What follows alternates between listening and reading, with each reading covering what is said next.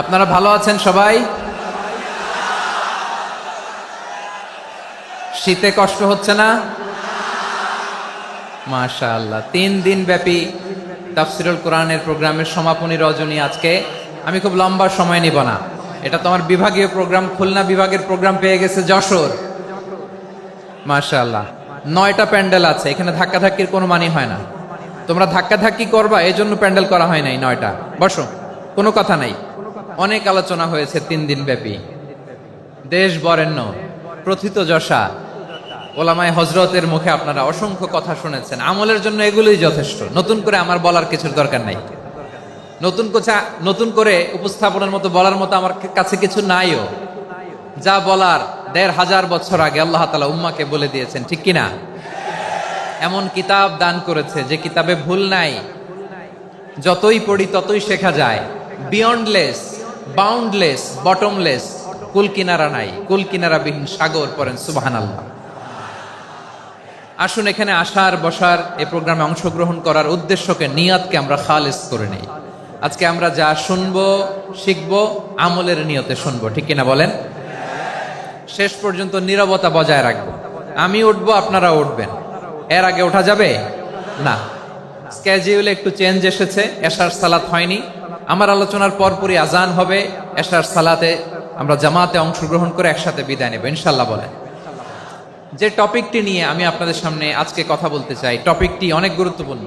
টপিকটি হচ্ছে human resource development, মানব সম্পদ উন্নয়ন। কারণ আল্লাহ তাআলা আমাদের যা দেখ আর না দেখ এটা দিছে। মানুষ আর মানুষ, 18 কোটি মানুষ, ঠিক কিনা? এই 18 কোটির জনসংখ্যার দেশে বসবাস করে আমরা খুশি না বেজার? খুশি হইতে হবে, বেজার হইেন না। জাপানের খবর জানেন? তাদের গ্রোথ রেট নিচের দিকে, উল্টো। জনসংখ্যা নাই, বাচ্চা নিলে, সন্তান নিলে গভর্নমেন্ট তাদের টাকা দেয়। আমাদেরকে আল্লাহ তাআলা দয়া করে মায়া করে এই সম্পদটা দিয়েছেন। এই মানব সম্পদকে যেন আমরা কাজে লাগাই ইনশাআল্লাহ। পড়েন সবাই। হিউম্যান রিসোর্স ডেভেলপমেন্ট অনেক জনগুরুত্বপূর্ণ বিষয়, খুব সেন্সিটিভ বিষয়, বুঝতে হবে। যশোরের স্মার্ট ছেলেরা, এই যে আমি যাদেরকে দেখতে পাচ্ছি, all are the Gen Z of Jashore. যারা জেন জি, ওরা স্মার্ট, ওরা ইশারা ইঙ্গিতে কাজ করে। এই যে পুরো গদি উল্টায় দিছে, ঠিক কিনা? 24-এর ছাত্র নাগরিক অভ্যুত্থান আমাদের দেখিয়ে দিচ্ছে কিভাবে চোখের ইশারায় গদি উল্টে দিতে হয়। তো জেনজিদের নিয়ে বসেছে, ওরা তো স্মার্ট, ওরা ডিস্টার্ব করবে না। মেহরবানি করে আমার সাথে কানেক্ট করো, 1 to 1, brain to brain, eye to eye, eye contact করো আমার সাথে। তাকাও, কষ্ট হলো আমার দিকে তাকাও, আওয়াজ করা যাবে না, আমার দিকে তাকাও। প্রিয় ভাইয়েরা, হিউম্যান রিসোর্স ডেভেলপমেন্টের ব্যাপারে কিছু কথা বলবো। এই যে আমাদের বিশাল জনসংখ্যা, এই জনসংখ্যাকে কি করে জনসম্পদে রূপান্তরিত করা যায় এ ব্যাপারে কথা বলবো। আমি সূরাতু বনী ইসরাইলের 70 নম্বর আয়াত তেলাওয়াত করেছি। এই আয়াতের আলোকে কিছু কথা আমি আপনাদের সামনে বলবো। আল্লাহ তাআলা ইরশাদ করছেন, ওয়ালাকাদ কাররামনা বনী আদম ওয়া হামালনাহুম ফিল বাররি ওয়াল বাহরি ওয়া রাযাকনাহুম মিনাত তাইয়্যিবাত ওয়া ফাদ্দালনাহুম আলা কাসীরিম মিম্মান খালাকনা তাফদীলা। পড়েন আল্লাহু আকবার। রব্বুল আলামিন বলেন, ওয়ালাকাদ কাররামনা বনী আদম, আমি বনী আদমকে সম্মানিত করেছি, বনী আদমকে মর্যাদা দিয়েছি। ওয়া হামালনাহুম ফিল বাররি ওয়াল বাহর, বনী আদমকে জলে, স্থলে, স্থলে এবং সমুদ্রে চলাচলের বাহন দিয়েছি। ওয়া রাযাকনাহুম মিনাত তাইয়্যিবাত, তাদেরকে পবিত্র রিজিকের বন্দোবস্ত করেছি। ওয়া ফাদ্দালনাহুম আলা কাসীরিম মিম্মান খালাকনা তাফদীলা, আর আমি আল্লাহ যাদেরকে সৃষ্টি করেছি তাদের মধ্য থেকে বনী আদমকে আমি শ্রেষ্ঠ বানিয়েছি। আমরা শ্রেষ্ঠ, আমরা আশরাফুল মাখলুকাত। আমরা কি? এই যে এমনি চিল্লাচিল্লি করে, জিজ্ঞেস করলে বলে না। আমরা আশরাফুল মাখলুকাত। আমরা কি? শ্রেষ্ঠ, সবার চেয়ে সেরা। আমাদের মতো করে আল্লাহ কাউকে বানায় নাই। 2 পায়ে ভর করে, শির দ্বারা এরকম স্ট্যান্ড রেখে মাথা উঁচু করে দাঁড়াতে পারে এরকম কোন প্রাণী পৃথিবীতে আছে? এজন্য আল্লাহ বলেন ওয়ালাকাদ কাররামনা বানি আদম, আমি বনি আদমকে সম্মানিত করেছি, তাদেরকে আমি মর্যাদা দিয়েছি। তাদেরকে আমি যত মর্যাদা দিয়েছি আমার কোন সৃষ্টিকে এত মর্যাদা দেই নাই। পড়েন সুবহানাল্লাহ। I have dignified the status of the sons of Adam. আদমের সব সন্তানের মর্যাদা আমি বাড়িয়েছি। আল্লাহ এখানে বলেননি ওয়ালাকাদ কাররামনাল মুমিনিন, আমি মুমিনের মর্যাদা বাড়িয়েছি, বলেছেন? আল্লাহ এখানে বলেন নাই ওয়ালাকাদ কাররামনাল মুসলিমিন, আমি মুসলিমের মর্যাদা বাড়িয়েছি। আল্লাহ বলেছেন ওয়ালাকাদ কাররামনা বানি আদম, আমি বনি আদমের সম্মান বাড়িয়েছি। হোক সে মুমিন কিংবা কাফের, মুসলিম কিংবা মুশরিক, আস্তিক কিংবা নাস্তিক, আরব কিংবা অনারব, যেই হোক না কেন আদম সন্তান সবগুলার মর্যাদা বাড়ায় দিয়েছে কে? সবার মর্যাদা আল্লাহ বাড়িয়েছে। মানুষ হিসেবে মর্যাদা। বিশ্বনবী সাল্লাল্লাহু আলাইহি ওয়াসাল্লাম ইহুদির লাশ দেখে দাঁড়িয়ে গেলেন। কার লাশ? আমার যশোরের ভাইয়েরা আওয়াজ করে বলুন, কার লাশ? ইহুদির লাশ দেখে দাঁড়ায় গেলেন। সাহাবারা বললেন ইয়া রাসূলুল্লাহ, আপনি দাঁড়ালেন যে, এটা তো ইহুদির লাশ। বিশ্বনবী বললেন আওয়ালাইসাত নাফসান, এটা কি মানুষ নয়? এটা হোক ইহুদি হোক খ্রিস্টান, এটা তো মানুষ। আমি মানুষ দেখে দাঁড়িয়েছি। আই স্যালিউট দ্য হিউম্যানিটি, আমি মানবতাকে সম্মান করেছি। পড়েন সুবহানাল্লাহ।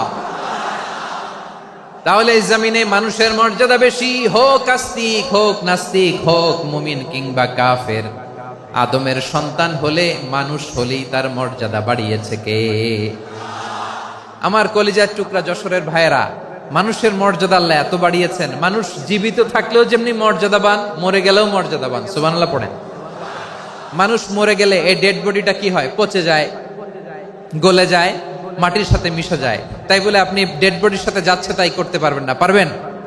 কেউ যদি অন্যায় করে তাকে যদি আপনি শাস্তির আওতায় আনেন, যা মনে চায় করতে পারবেন না। তারা আগুন দিয়ে পোড়াতে পারবেন না, নাক কাটতে পারবেন না, কান কাটতে পারবেন না, অঙ্গ বিকৃতি করতে পারবেন না। কারণ মানব জাতির মর্যাদা স্বয়ং দিয়েছে কে? ডেড বডি পচে যাবে, গলে যাবে। তারপর ইসলাম বলে না, খবরদার, এই মরা লাশটারও একটা মর্যাদা আছে না নাই? ইসলাম বলে এই লাশটা গলে যাবে, পচে যাবে, কিন্তু এটার অমর্যাদা করো না। কর্পূর দিয়ে, খেজুর পাতা দিয়ে, এটাকে ওয়ার্ম ওয়াটার দিয়ে, গরম পানি দিয়ে ধৌত করো। সাদা শুভ্র ধবধবে কাপড় দিয়ে লাশটাকে তুমি কাভার করো। তারপরে খাটিয়ার মধ্যে লাশটাকে রেখে বিশাল একটা প্রোগ্রাম করো, একটা ফিউনারাল প্রোগ্রাম করো।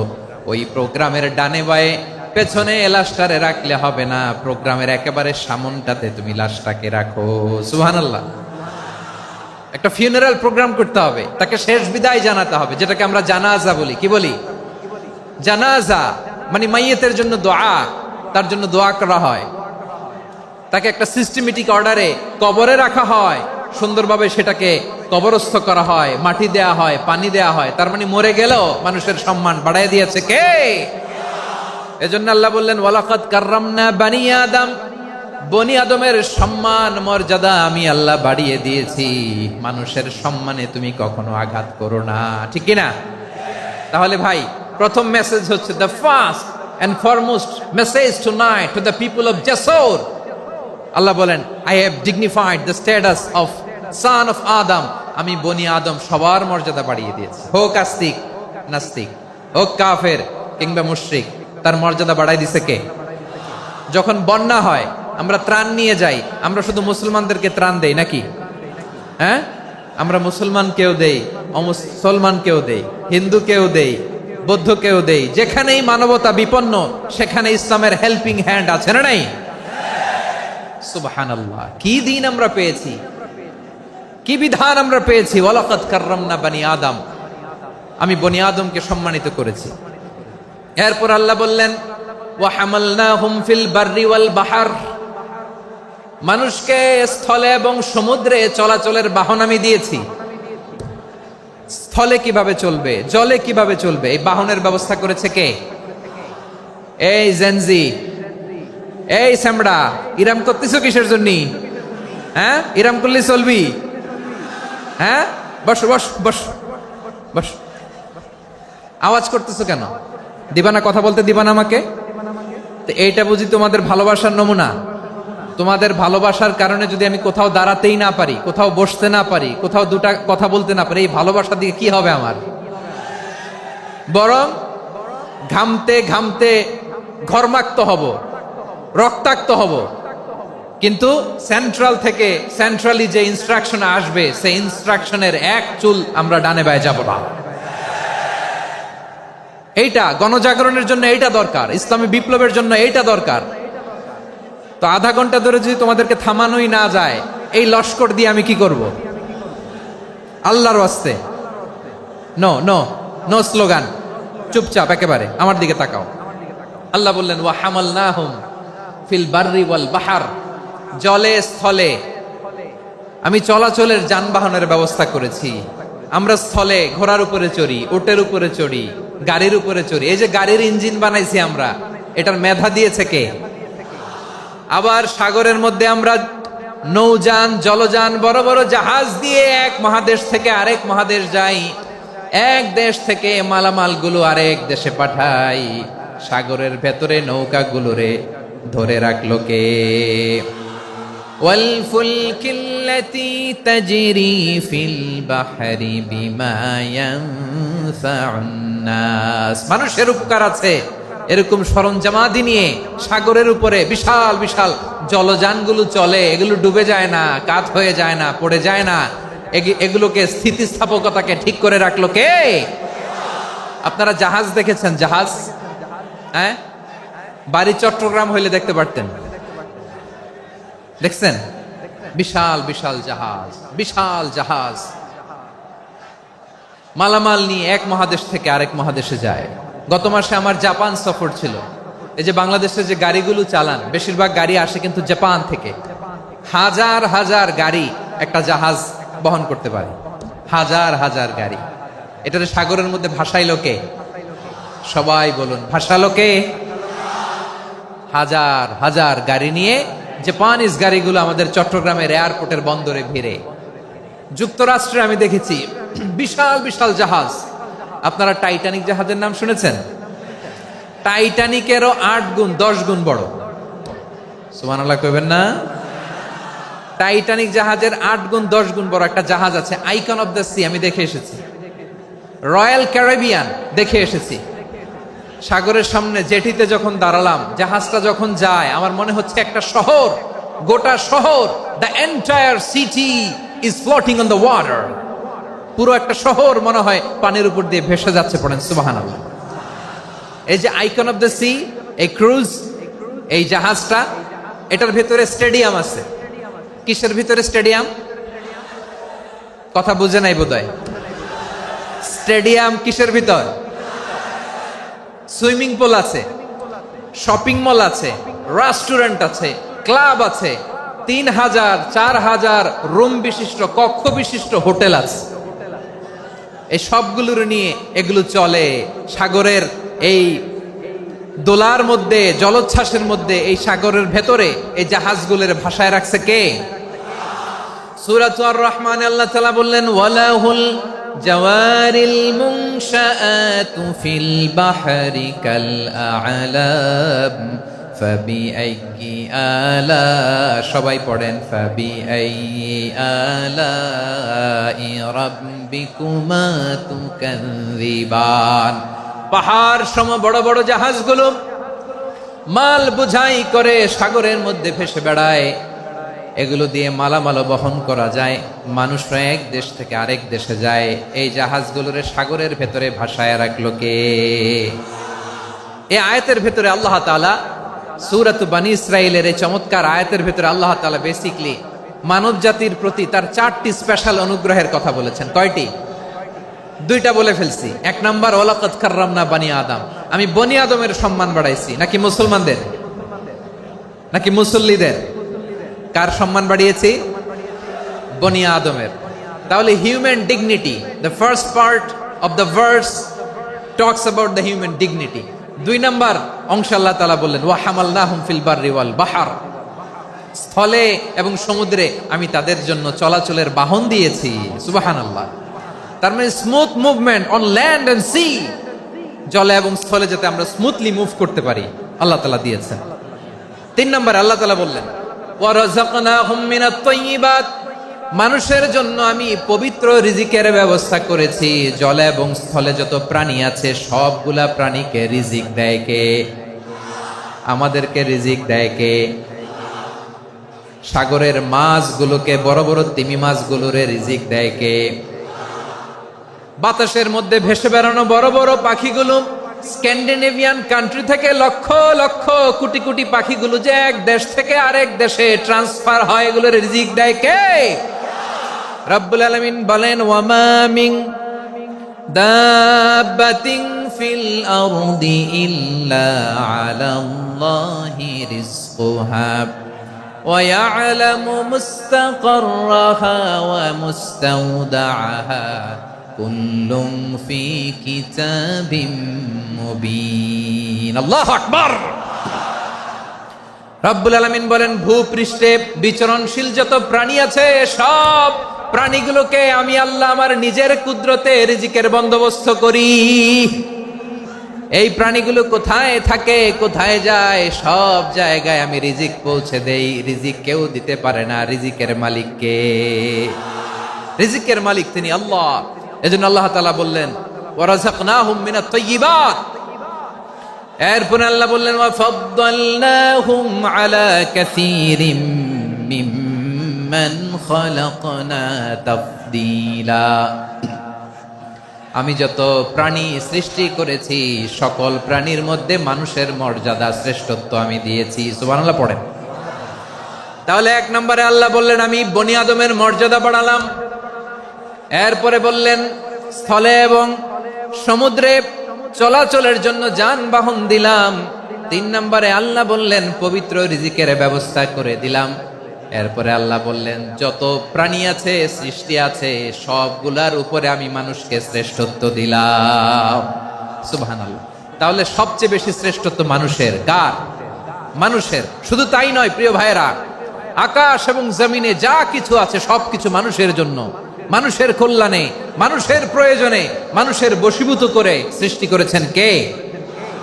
রব্বুল আলামিন বলেন, হুয়াল্লাযী খালাকা লাকুম মা ফিল আরদি জামিআ। এই জমিনের মধ্যে যা কিছু আমি আল্লাহ সৃষ্টি করেছি সব কিছু আমি মানুষের জন্য সৃষ্টি করেছি। পড়েন সুবহানাল্লাহ।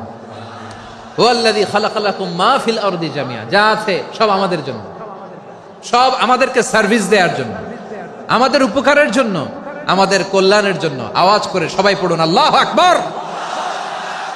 অন্য আয়াতে আল্লাহ বললেন, ওয়াসাখখারা লাকুম মা ফিস সামাওয়াতি ওয়া মা ফিল আরদি জামিআম মিন ইন্না ফি যালিকা লাআয়াতিন লিকাউমিন ইয়াতাফাক্কারুন।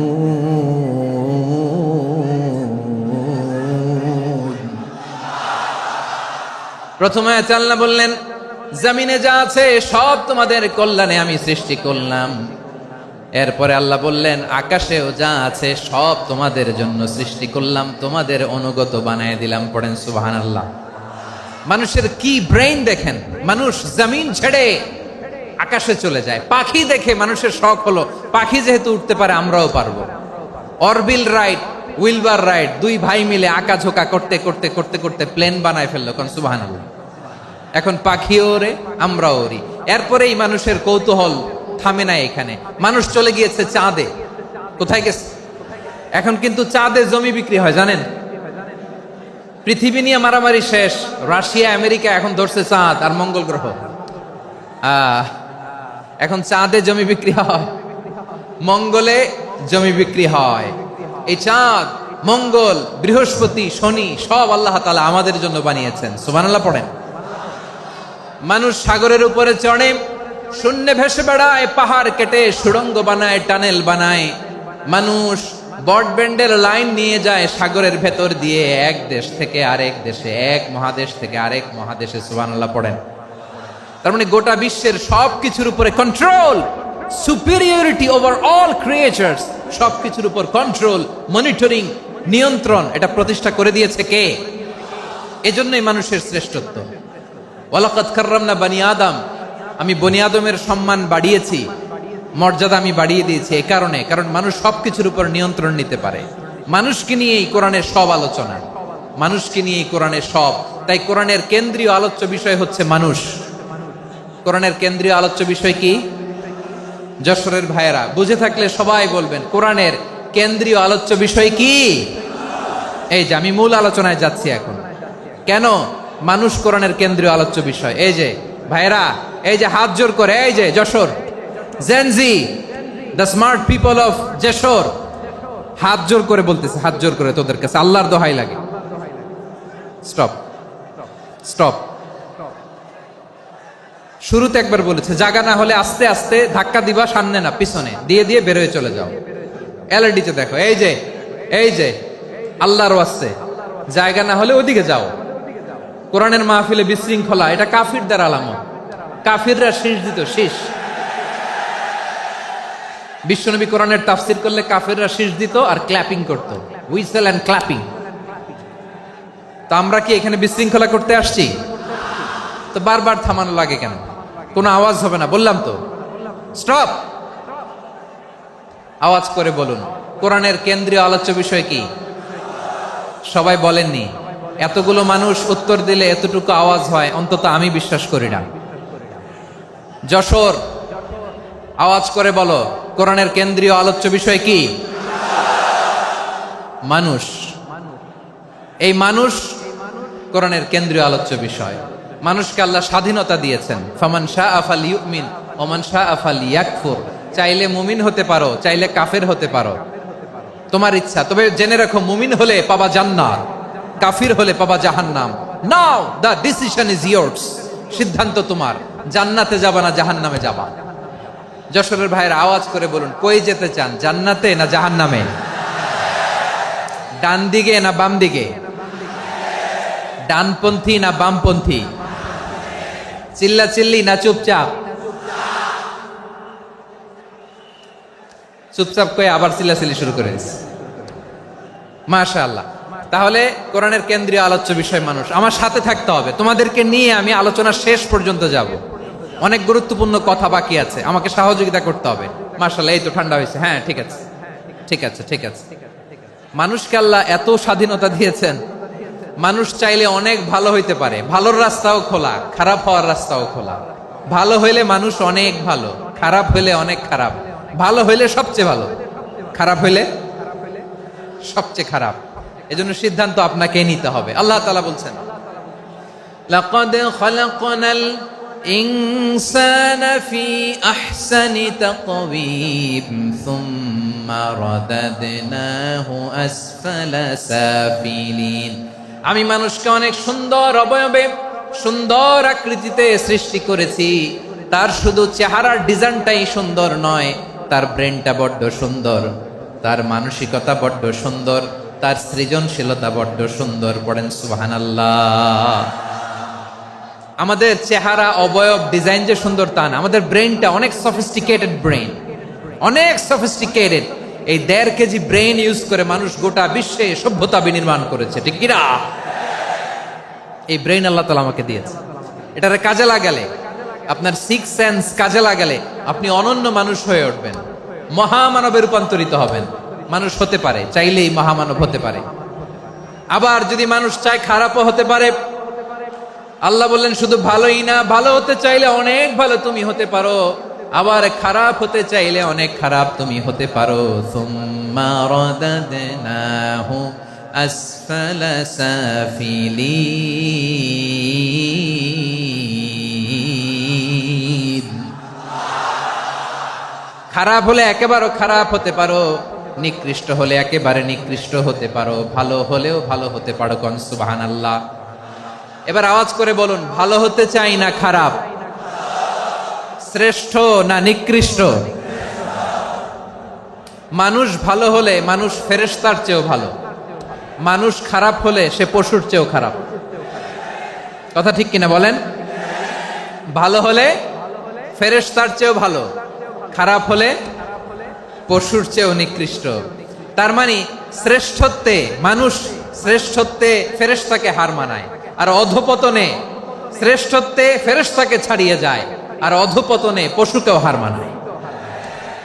আই রিপিট, আমি আবারও বলছি, মানুষ শ্রেষ্ঠত্বে ফেরেশতাকে ছাড়িয়ে যায়, আর অধপতনে সে পশুকেও হার মানায়। আওয়াজ করে বলতে হবে ঠিক কি না? এটার প্রমাণ কি? মানুষ শ্রেষ্ঠ হইলে যে ফেরেশতার চেয়েও সেরা, তার প্রমাণ কি? আল্লাহ তাআলা বলছেন, ওয়া ইয কুলনা লিল মালাইকাতি ইসজুদু লি আদম ফাসাজাদু ইল্লা ইবলিস আবা ওয়াস্তাকবারা ওয়া কানা মিনাল কাফিরিন। আল্লাহ বলেন, স্মরণ করো সে সময়ের কথা যখন আমি ফেরেশতাদেরকে বললাম, ও ফেরেশতারা আদমকে সেজদা দাও। সব ফেরেশতারা সম্মান সূচক সেজদা আদমকে দিল। তারা আদমের জন্য সেজদায় লুটিয়ে পড়লো, একজন ছাড়া, তার নাম ইবলিস। আওয়াজ করে বলেন তার নাম কি? সে অহংকার প্রদর্শন করলো, সে কাফের হয়ে গেল। বাকি সব ফেরেশতারা সেজদা দিল। সুবহানাল্লাহ। আবার আদম আলাইহিস সালামকে আল্লাহ জিজ্ঞেস করলেন, সব বলে দিল উত্তর, কিন্তু ফেরেশতাদেরকে একই প্রশ্ন জিজ্ঞেস করলেন, তারা উত্তর করতে পারে নাই। তার মানে এর মধ্য দিয়ে প্রমাণিত হয়, মানুষ ভালো হলে ফেরেশতার চেয়েও ভালো, ফেরেশতার চেয়েও মানুষের মর্যাদা বাড়িয়ে দিয়েছে কে? সব নূরের ফেরেশতা যখন মাটির আদমকে সেজদা দেয়, এটা প্রমাণ করে ফেরেশতার চেয়েও মানুষের মর্যাদা বাড়িয়ে দিয়েছে কে? তুমি মাটির আদমকে প্রথম সৃষ্টি করিয়া ঘোষণা করিয়া দিলে শ্রেষ্ঠ বলিয়া, তাই তো নূরের ফেরেশতা করে আদমকে সেজদা। ঠিক কিনা বলেন? তাই তো নূরের ফেরেশতা করে আদমকে সেজদা। সবার চেয়ে সম্মান দিলে মাটির আদমকে। আল্লাহু আল্লাহু তুমি জাল্লে জালালুহু, শেষ করা তো যায় না গে তোমার গুণগান। পড়েন না? পড়েন।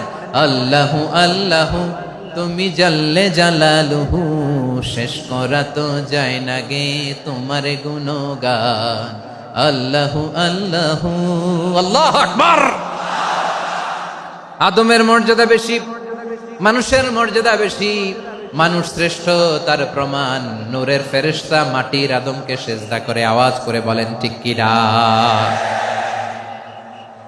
তাহলে মানুষ ভালো হলে ফেরেশতার চেয়ে ভালো। আবার মানুষ যদি খারাপ হয়, সে পশুর চেয়েও খারাপ।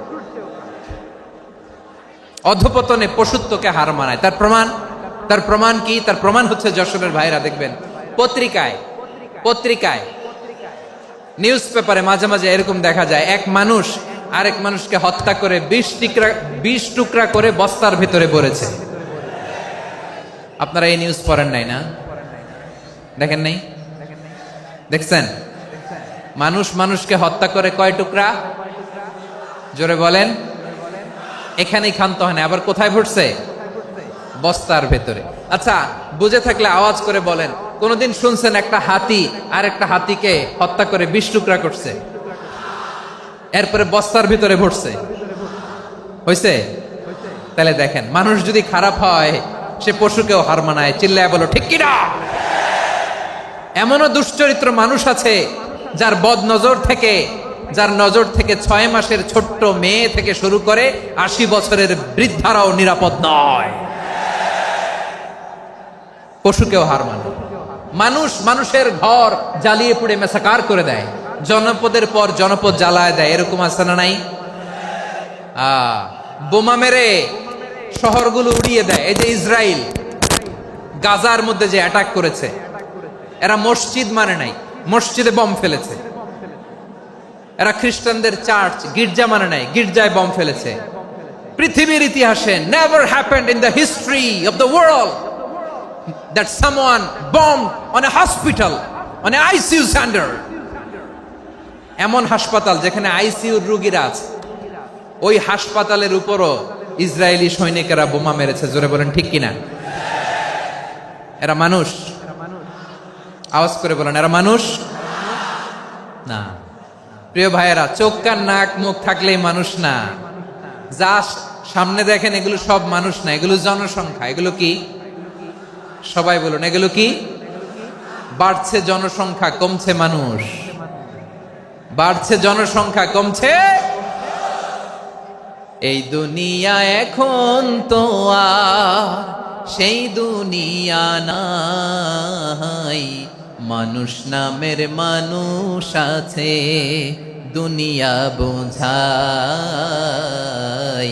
সেই মানুষের ভিড়ে আমার আসল মানুষ নাই। ঠিক কিনা?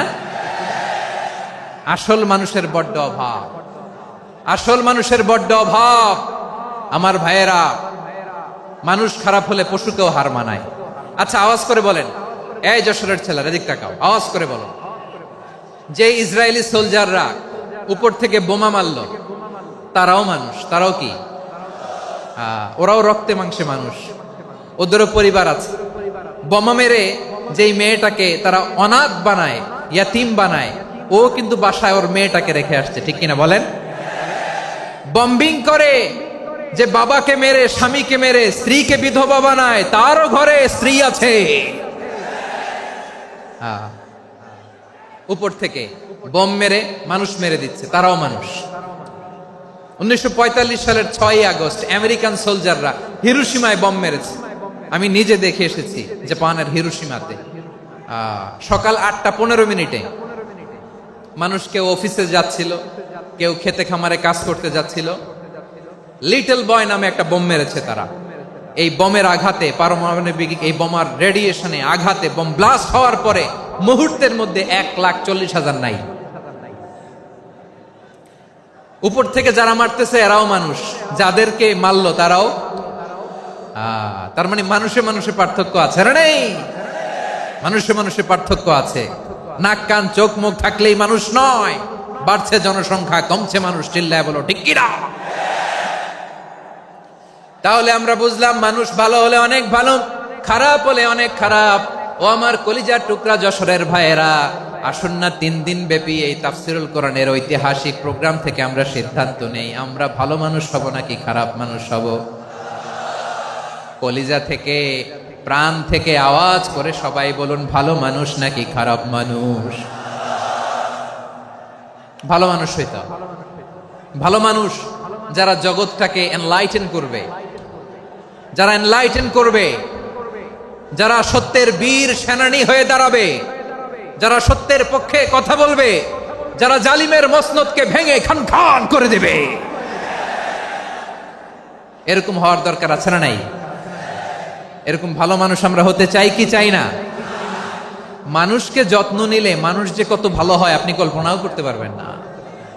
এই যে আপনাদের যশোরে যে ভালো ছেলেগুলো আছে, যে ভালো তরুণগুলো আছে, যে যুবকগুলো আছে, যে ভালো আলেমরা আছে, ভালো নেতারা আছে, সবাই যদি তাদের মতো হতো, পুরো যশোরটা একটা জান্নাতের টুকরা হয়ে যেত। আওয়াজ করে বলেন ঠিক কিনা?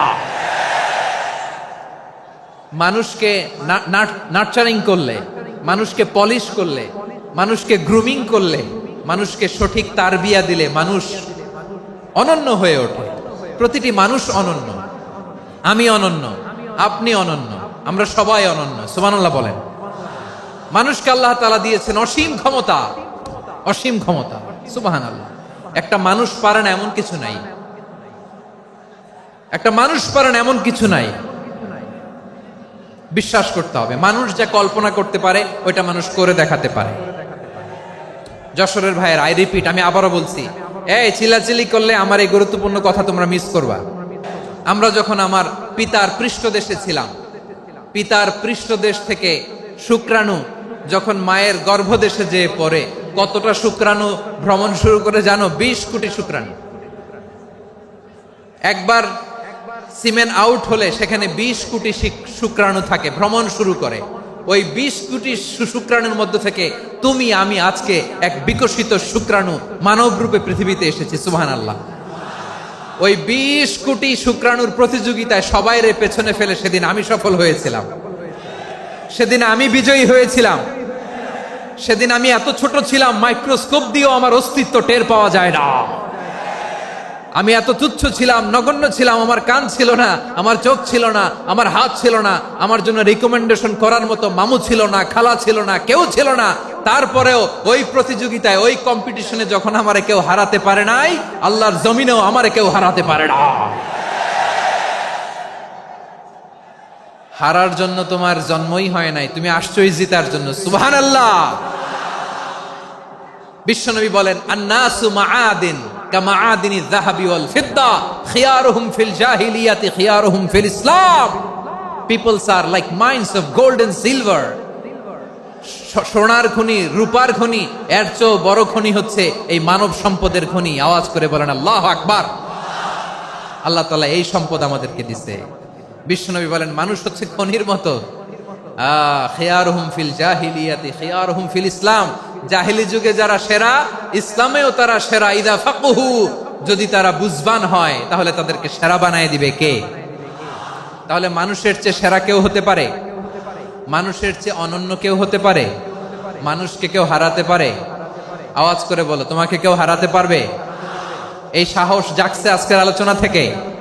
আমি তুমি অনন্য, আমাকে তোমাকে হারায়া দেওয়া এত সহজ না, ঠিক কি না? একটা কথা জীবনের সাথে সেট করে নিতে হবে, আমি জিতি নয় শিখি, আমি কখনো হারি না।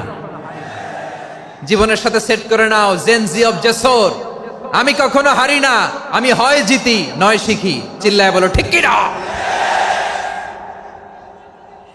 আমি কখনো হারি না, আমার হারানো এত সোজা না। কি সাহস জাগছে? বুকে সাহস জাগছে? তাকবীর পড়ো, লিল্লাহি তাকবীর। তাহলে বিশ্বনবী বললেন নাসু মাআদিন, মানুষ হচ্ছে খনি। এই ধাক্কা ধাক্কি আমি জানি এগুলো ভালোবাসার ধাক্কা ধাক্কি, এজন্য আমি সহ্য করে নেই। এগুলো যে ভালোবাসার ধাক্কা ধাক্কি এটা আমরা বুঝি। পৃথিবীর কোন আইন, সিকিউরিটি প্রটোকল দিয়ে এটারে মানানো যাবে না, কারণ এটা তো ভালোবাসা, লাভ। লাভ কোন আইন কানুন দিয়ে বাধা যায় না, মানানো যায় না, ঠিক কিনা বলো?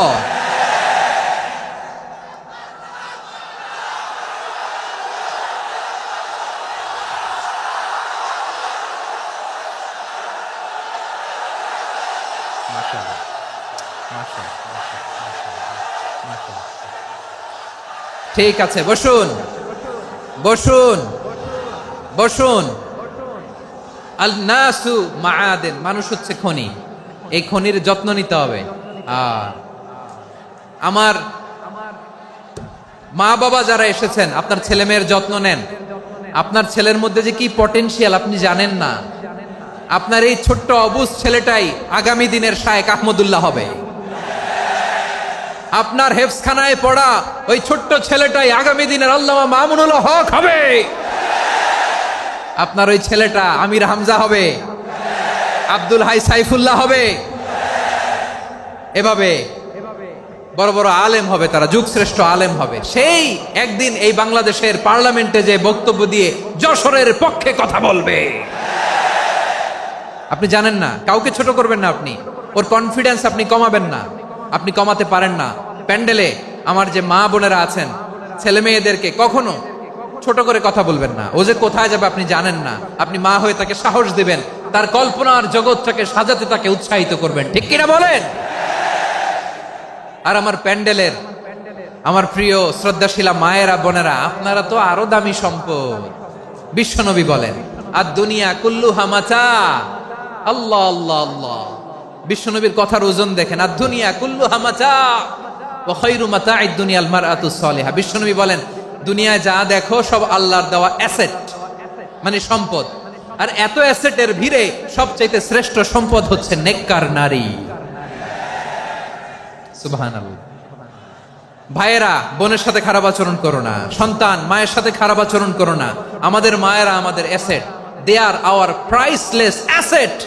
কারণ এই মায়েদের পেটে এসেছে আল্লাহর ওলিরা, এই মায়েদের পেটে এসেছে খান জাহান আলী, এই মায়ের পেটে এসেছে শাহজালাল ইয়ামানি, এই মায়ের পেটে এসেছে আল্লাহর সব নবীরা। নাকি নবীরা আকাশ থেকে ধপ করে জমিনে নেমে আসছে? মায়ের পেটে আসছে। এই মায়ের পেটগুলো খনি। আমার সম্মানিতা মায়েরা বোনেরা, নিজেকে ইসলাম দিয়ে সাজান, নিজেকে ইসলাম দিয়ে সাজান, নিজেকে পবিত্র রাখুন, নিজের আব্রু ইমান ইজ্জতের হেফাজত করুন, কোরআন পড়ুন, সুন্নাহ পড়ুন। আপনি জানেন না আপনার গর্ভে কে আসছে, কোন ক্ষণজন্মা পুরুষকে আল্লাহ তাআলা আপনার গর্ভে পাঠাবে আপনি জানেন না। মায়েরা নিজেদেরকে পবিত্র রাখুন, ইসলাম চর্চা করুন, কোরআন চর্চা করুন, নৈতিকতা দিয়ে নিজেকে সাজান। যশোরের জেনজি নিজেদেরকে প্রস্তুত রাখো আগামীর বাংলাদেশের জন্য। নৈতিকতা, মোরালিটি, ভ্যালিউজ দিয়ে নিজেকে সাজাও, ইসলাম দিয়ে নিজেকে সাজাও, কারণ আগামীর বাংলাদেশ ইসলামের বাংলাদেশ। বাংলাদেশের আসল পরিচয় ইসলাম। বাংলাদেশের আসল পরিচয় কি? সবাই বলে না। বাংলাদেশের আসল পরিচয় কি? এই ইসলাম নিয়ে আমরা সংসদ ভবন সাজাবো, রাজি আছি না নাই? শেকড় ভুলে যাওয়া যাবে না। আমরা ধাপে ধাপে শারিয়া আইনের দিকে যাব ইনশাআল্লাহ, কিন্তু জঙ্গিবাদ দিয়ে নয়, কট্টর পন্থা দিয়ে নয়। আমরা ইন্টেলেকচুয়ালি, গ্রাজুয়ালি, ধাপে ধাপে শারিয়া আইনের দিকে মুভ করবো ইনশাআল্লাহ। বলো লিল্লাহি তাকবীর। এদেশের আসল পরিচয় সবাই বলে না, আওয়াজ করে, এদেশের আসল পরিচয়।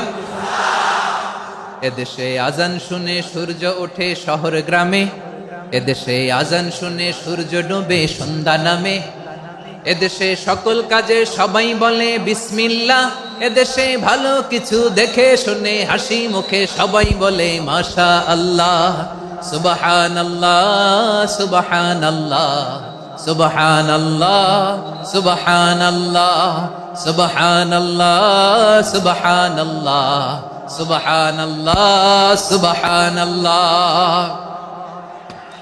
ও নবীন তরুণ, তোমার কিসের এত ভয়? জেনে রেখো বাংলাদেশের আসল পরিচয়। বাংলাদেশের আসল পরিচয় ইসলাম। আওয়াজ তুলে বলো, আসল পরিচয় কি? এদেশে পরস্পরে দেখা হলে দেয় সালাম, এদেশে আমজনতার হৃদয় জুড়ে পাক্কালাম, ঠিক কি না? এদেশে বিপদ এলে সর্বজনে সর্বক্ষণে দোয়া পড়ে ইন্না লিল্লাহ সুবহানাল্লাহ সুবহানাল্লাহ সুবহানাল্লাহ সুবহানাল্লাহ।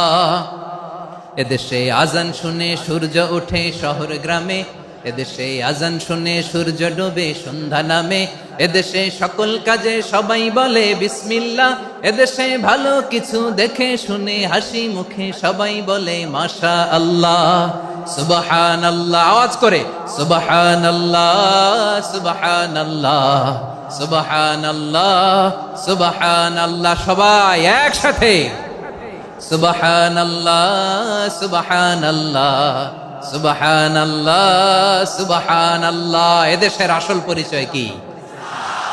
আওয়াজ করে বলতে ভয় লাগে। এদেশের আসল পরিচয় কি? ইসলাম দিয়ে আমাদের সংসদ ভবন চলুক, আমরা চাই কি চাই না? বঙ্গভবনে লা ইলাহা ইল্লাল্লাহর পতাকা উড়ুক, আমরা চাই কি চাই না? প্রতিটি জেলা অফিসে, ডিসি অফিসে লা ইলাহার পতাকা ঝুলুক, আমরা চাই কি চাই না? কারা কারা চাই হাত তুলে আল্লাহরে দেখায়।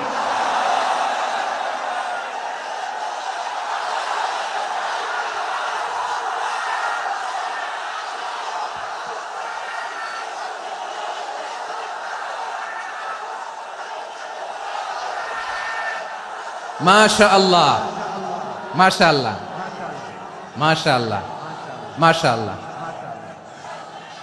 যশোর, আওয়াজ করে বলো, ভালো মানুষ না খারাপ মানুষ?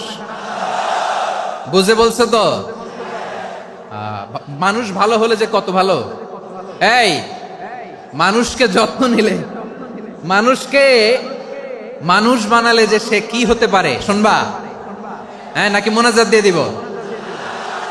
শুনবা? তাহলে থামতে হবে। থামো, আমি যখন বলবো থামো থামো, তাকবীরের সময় দিলে তাকবীর, থামো থামো। মানুষকে যত্ন নিলে, এই এদিকে এদিকে, ড্রোন নামায় ফেল। হয়েছে, ড্রোনের ফুটেজ হয়ে গেছে, এবার ড্রোন নামায় ফেল। আমার দিকে তাকাও। মানুষকে, তোমরা এদিক সেদিক তাকালে তো গুরুত্বপূর্ণ পয়েন্ট মিস হয়ে যাবে। এদিকে এদিকে, হ্যাঁ মাস, ঠিক আছে, এদিকে। মানুষকে যত্ন নিলে মানুষের মধ্যে যারা কি পটেনশিয়াল রেখেছে। আমি জাপানের দুইটা উদাহরণ দেই। জাপানের, এই এই এভাবে এভাবে হবে, হয় বসো নয় পেছনে, কথা নাই, কথা তো বলাই যাবে না, হারাম কথা বলা। আজকে একেবারে চুপ, আজকের জন্য হারাম করে দিছে আমি, এই কিছু সময়ের জন্য একেবারে নিষিদ্ধ। জাপানের দুইটা উদাহরণ দেই, খেয়াল করে একটু শুনেন, বুঝবেন। আল্লাহ, 2022 সালে জাপানের সাথে জার্মানির খেলা, ফিফা ওয়ার্ল্ড কাপ 2022। এক পক্ষে জাপান, আরেক পক্ষে কোন দেশ? কথা শুনে নাই। এক পক্ষে কোন দেশ, আরেক পক্ষে সবাই। এক পক্ষে, আরেক পক্ষে। ওই খেলায় জিতেছিল জাপান, জিতেছিল 22 সালের এই ফিফা ওয়ার্ল্ড কাপে জাপান ফুটবল খেলায় জিতে as a part of their celebration তারা খেলার পরে পুরো স্টেডিয়ামটারে ক্লিন করে, the fan base of Japan. লক্ষ লক্ষ মানুষ খেলা দেখতে যায়, তো এত ডাস্টবিনও তো নাই, তো যারা ডাস্টবিনে জায়গা পায় নাই তারা এই যে চকলেটের প্যাকেট, পানির বোতল, চিপসের প্যাকেট তারা এদিকে সেদিকে রেখে দিয়েছে। জাপানের ভক্তরা, জাপানের ফলোয়াররা as a part of their celebration তারা খেলার পরে পুরো স্টেডিয়ামের সব ময়লা আবর্জনা ক্লিন করে তারপরে বিদায় নিয়েছে। তাদেরকে কি ক্লিন করার দায়িত্ব দেয়া হয়েছিল? এই যশোর, জাপানের যে ছেলেরা খেলা দেখতে গেছিল ওদেরকে কি ক্লিন করার দায়িত্ব দিছিল? তারা কি স্টেডিয়ামের পরিচ্ছন্নতা কর্মী? তাদের আকল, তাদের সিক্স সেন্স তাদেরকে বলেছে। ছোটবেলা থেকে জাপান গভর্নমেন্ট ওদেরকে এত পরিচ্ছন্নতা শেখায়, ক্লিনলিনেস অ্যাওয়ারনেস ক্যাম্পেইন করায়। ক্লাসে আমি দেখেছি, ক্লাসে নিজের বেঞ্চ নিজে মুছে, ক্লাসের মাঝখানে একটা সময় দেয়, নিজের টেবিল নিজে মুছে, নিজের ক্লাসরুমটা নিজে পরিষ্কার করে। রাস্তাঘাটে একটা ধুলা নাই, ময়লা নাই, একটা টিস্যু নাই। খেলার পরে গোটা বিশ্বকে তাক লাগিয়ে দিয়েছে। জাপানের ফ্যানরা সবার রেখে যাওয়া গার্বেজ, টিস্যু, বোতল পরিষ্কার করে তারপরে স্টেডিয়াম থেকে বিদায় নিয়েছে। আমরা কেন এমন হইতে পারলাম না? আমরা কেন এমন হইতে পারলাম না? জাপানের যারা এগুলো করছে ওদের 3টা করে চোখ না? চোখ তো 3টা, জাপানো লাগো, জাপানো লাগো। হাত তো 4টা, কান তো 6টা। হ্যাঁ, নাকি আমার মতো 2 হাত 2 কানওয়ালা মানুষ? চোখে দেখলে ওটা মানুষ না। চিন্তা করছেন? তার মানে জাপানিজদেরকে যে গ্রুমিং করে শিখানোর মাধ্যমে পরিচ্ছন্ন বানানো গেছে। ওরা যেমনি মানুষ, আমরাও মানুষ। আমাদের সন্তানদেরকে শেখালে তারাও পারবে, পারবে কিনা? 2 নম্বর উদাহরণ বলি। চট্টগ্রাম ফেনীতে যারা গিয়েছেন, মেঘনা গোমতী ব্রিজ প্রকল্প নাম শুনছেন? মেঘনা একটা ব্রিজ পার হওয়া লাগে। এই মেঘনা গোমতী, এখানে 3টা ব্রিজ, কাঁচপুর সহ এই 3টা ব্রিজের নির্মাণ কাজ, রেনোভেশনের কাজ দেয়া হয়েছিল জাপানের একটা কোম্পানিকে। কাকে? জাপানের কোম্পানি। নির্মাণ শেষে 738 কোটি টাকা বেঁচে গেছিল, এটা গভর্নমেন্টের হাতে দিয়ে তারা বিদায় নিয়েছে। কত টাকা? 738 কোটি টাকা। যত প্রাক্কলিত ব্যয় নির্ধারণ করা হয়েছে সব টাকা সরকার, তৎকালীন সরকার 2019-এর সরকার, কারা ছিল তো জানেন? এই 2019-এর সরকার তাদেরকে দিয়েছে। তারা রিনোভেশন নির্মাণ শেষে 738 কোটি টাকা অতিরিক্ত বেঁচে গেছিল, এটা আবার গভর্নমেন্টের হাতে বুঝাই দিয়ে তারা বিদায় নিচ্ছে। আমরা কেন এমন হইতে পারলাম না? জাপানের ওরাও মানুষ, আমরাও মানুষ। তার মানে মানুষে মানুষে পার্থক্য আছে না নাই? আচ্ছা, জাপানের 2টা উদাহরণ দিলাম, এবার আমার দেশের 2টা উদাহরণ দিব না? বাংলাদেশের 2টা উদাহরণ দেয়। 1 নম্বর উদাহরণ, গত সপ্তাহে আপনারা জানেন কক্সবাজার আমার একটা প্রোগ্রাম ছিল, তো হেলিকপ্টারে গিয়েছিলাম। ফেনী জেলা যখন পার হচ্ছি আমি দেখলাম 3টা উইন্ডমিল। উইন্ডমিল চিনেন তো? বিশাল পিলার, 3টা 4টা পাখা থাকে। বায়ু বিদ্যুৎ কেন্দ্র, বাংলাদেশের প্রথম বায়ু বিদ্যুৎ কেন্দ্র এটা। মুহুরী প্রজেক্ট বলে ওটা সম্ভবত, মুহুরী প্রজেক্ট। তো সাগরের বাতাসের ঝাপটায় এটা ঘুরে এনার্জি হয়, ইলেকট্রিসিটি উৎপাদন হয়। তো আমি পাইলটকে বললাম, ভাই এগুলো থেকে কেমন ইলেকট্রিসিটি উৎপাদন হয়? কয়, হুজুর একটুও হয় না, কিছুই হয় না। কিছুই হয় না মানে?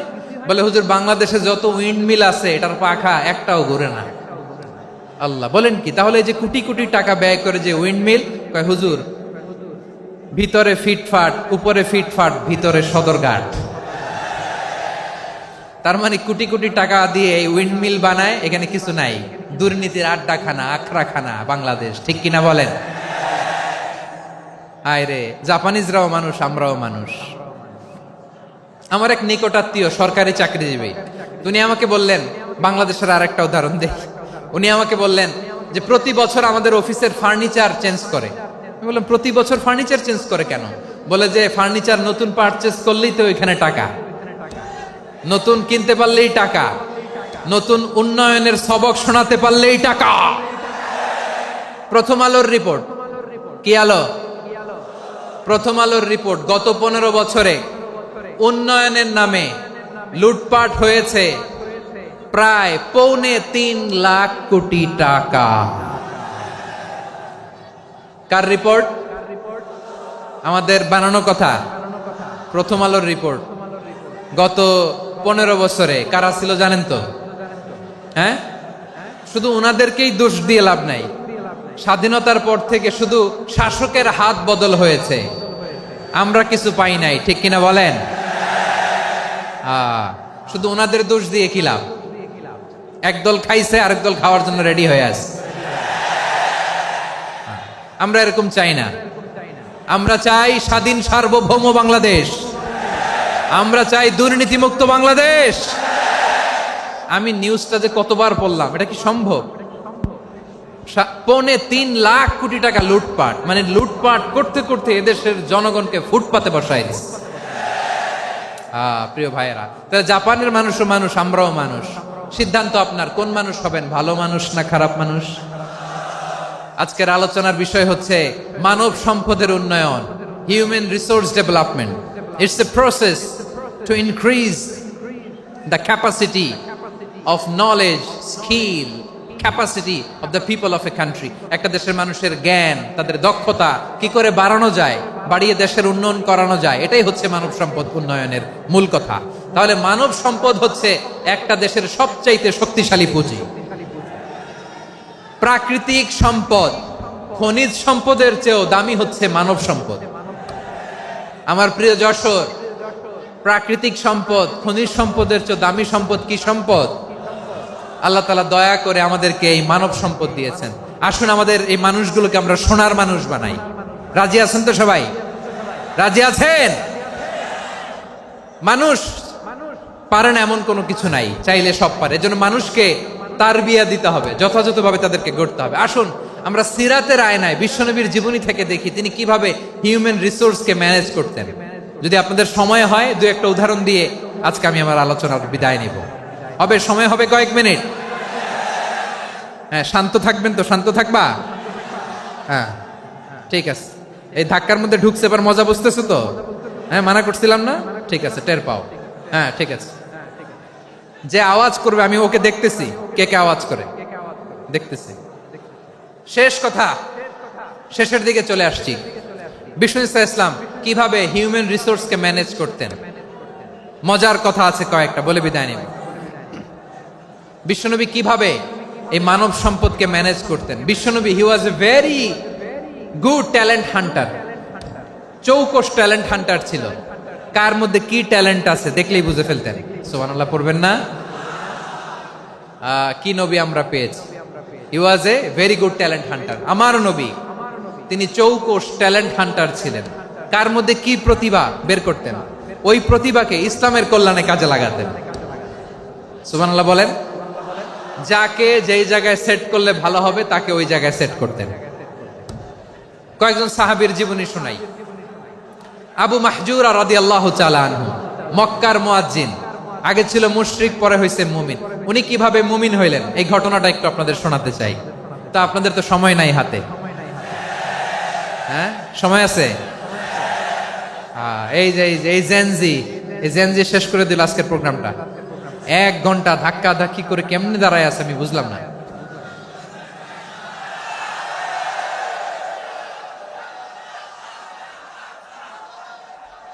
না না, তাকবির না, তাকবির না, চুপ করতে হবে। What I need, you stop, just shut up, চুপ। হ্যাঁ, ঠিক আছে, এভাবে। আবু মাহজুরা রাদিয়াল্লাহু তাআলা আনহু কিভাবে মুসলিম হলেন আওয়াজ করে শুনেন। হুনাইনের যুদ্ধ, 8ম হিজরি, বিষ্ণু ইসলাম হুনাইনের যুদ্ধ শেষে ফিরতেছেন।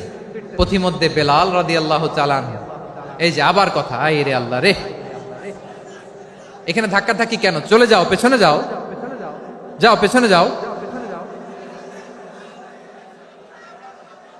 কি আজীব তামাশা! যেখানে যায় এখানে ধাক্কা ধাক্কি, মারামারি, গায়ের উপরে কাঁধের উপরে শাউটিং। অনেক গুরুত্বপূর্ণ কথা পয়েন্ট করে নিয়ে আসে যে বলবো, এই শাউট করার কারণে প্রোগ্রামটাই নষ্ট করে দেয়। আসছে আমার ভালোবাসা দেখাইতে, প্রোগ্রামটাই শেষ করে দিয়ে চলে যায়। স্টপ। আবার কথা বল, স্টপ। হুনাইনের যুদ্ধে 8ম হিজরি, কত হিজরি সবাই বলেন না একটু, কত হিজরি? 8ম হিজরিতে হুনাইনের যুদ্ধে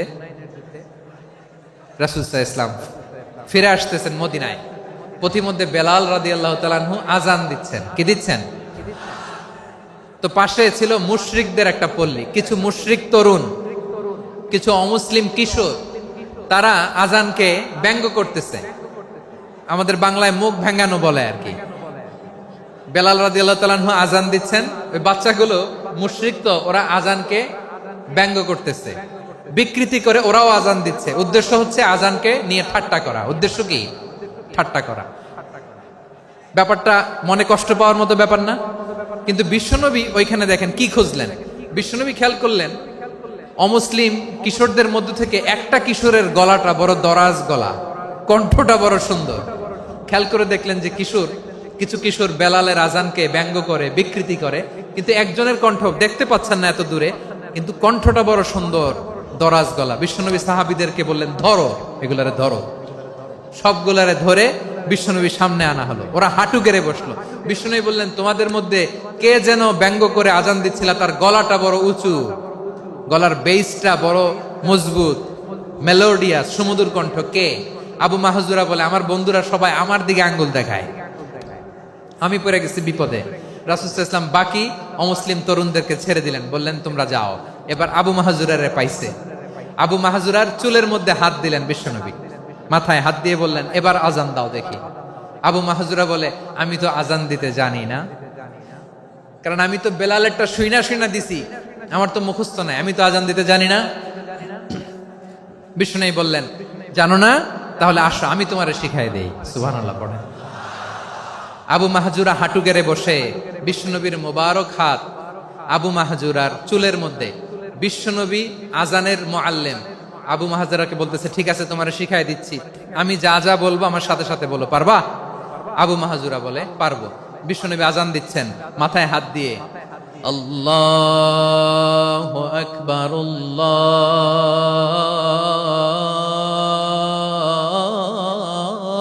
আল্লাহু আকবার। আবু মাহজুরা এই বাক্যটা পড়লেন। বিশ্বনবী দ্বিতীয় বাক্য পড়তে আরম্ভ করলেন, আল্লাহু আকবার,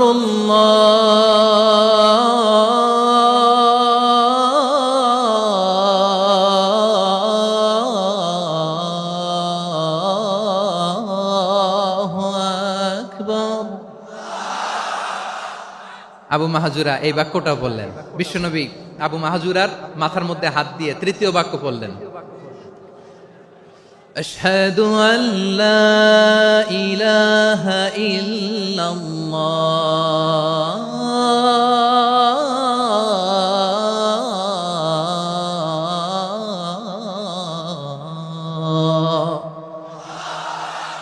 আবু মাহজুরা তৃতীয় বাক্য পড়লেন। বিশ্বনবী একটা বাক্য পরে আবু মাহজুরা পরে, বিশ্বনবী পরে আবু মাহজুরা পরে। আবু মাহজুরা কিন্তু অমুসলিম, মুশরিক।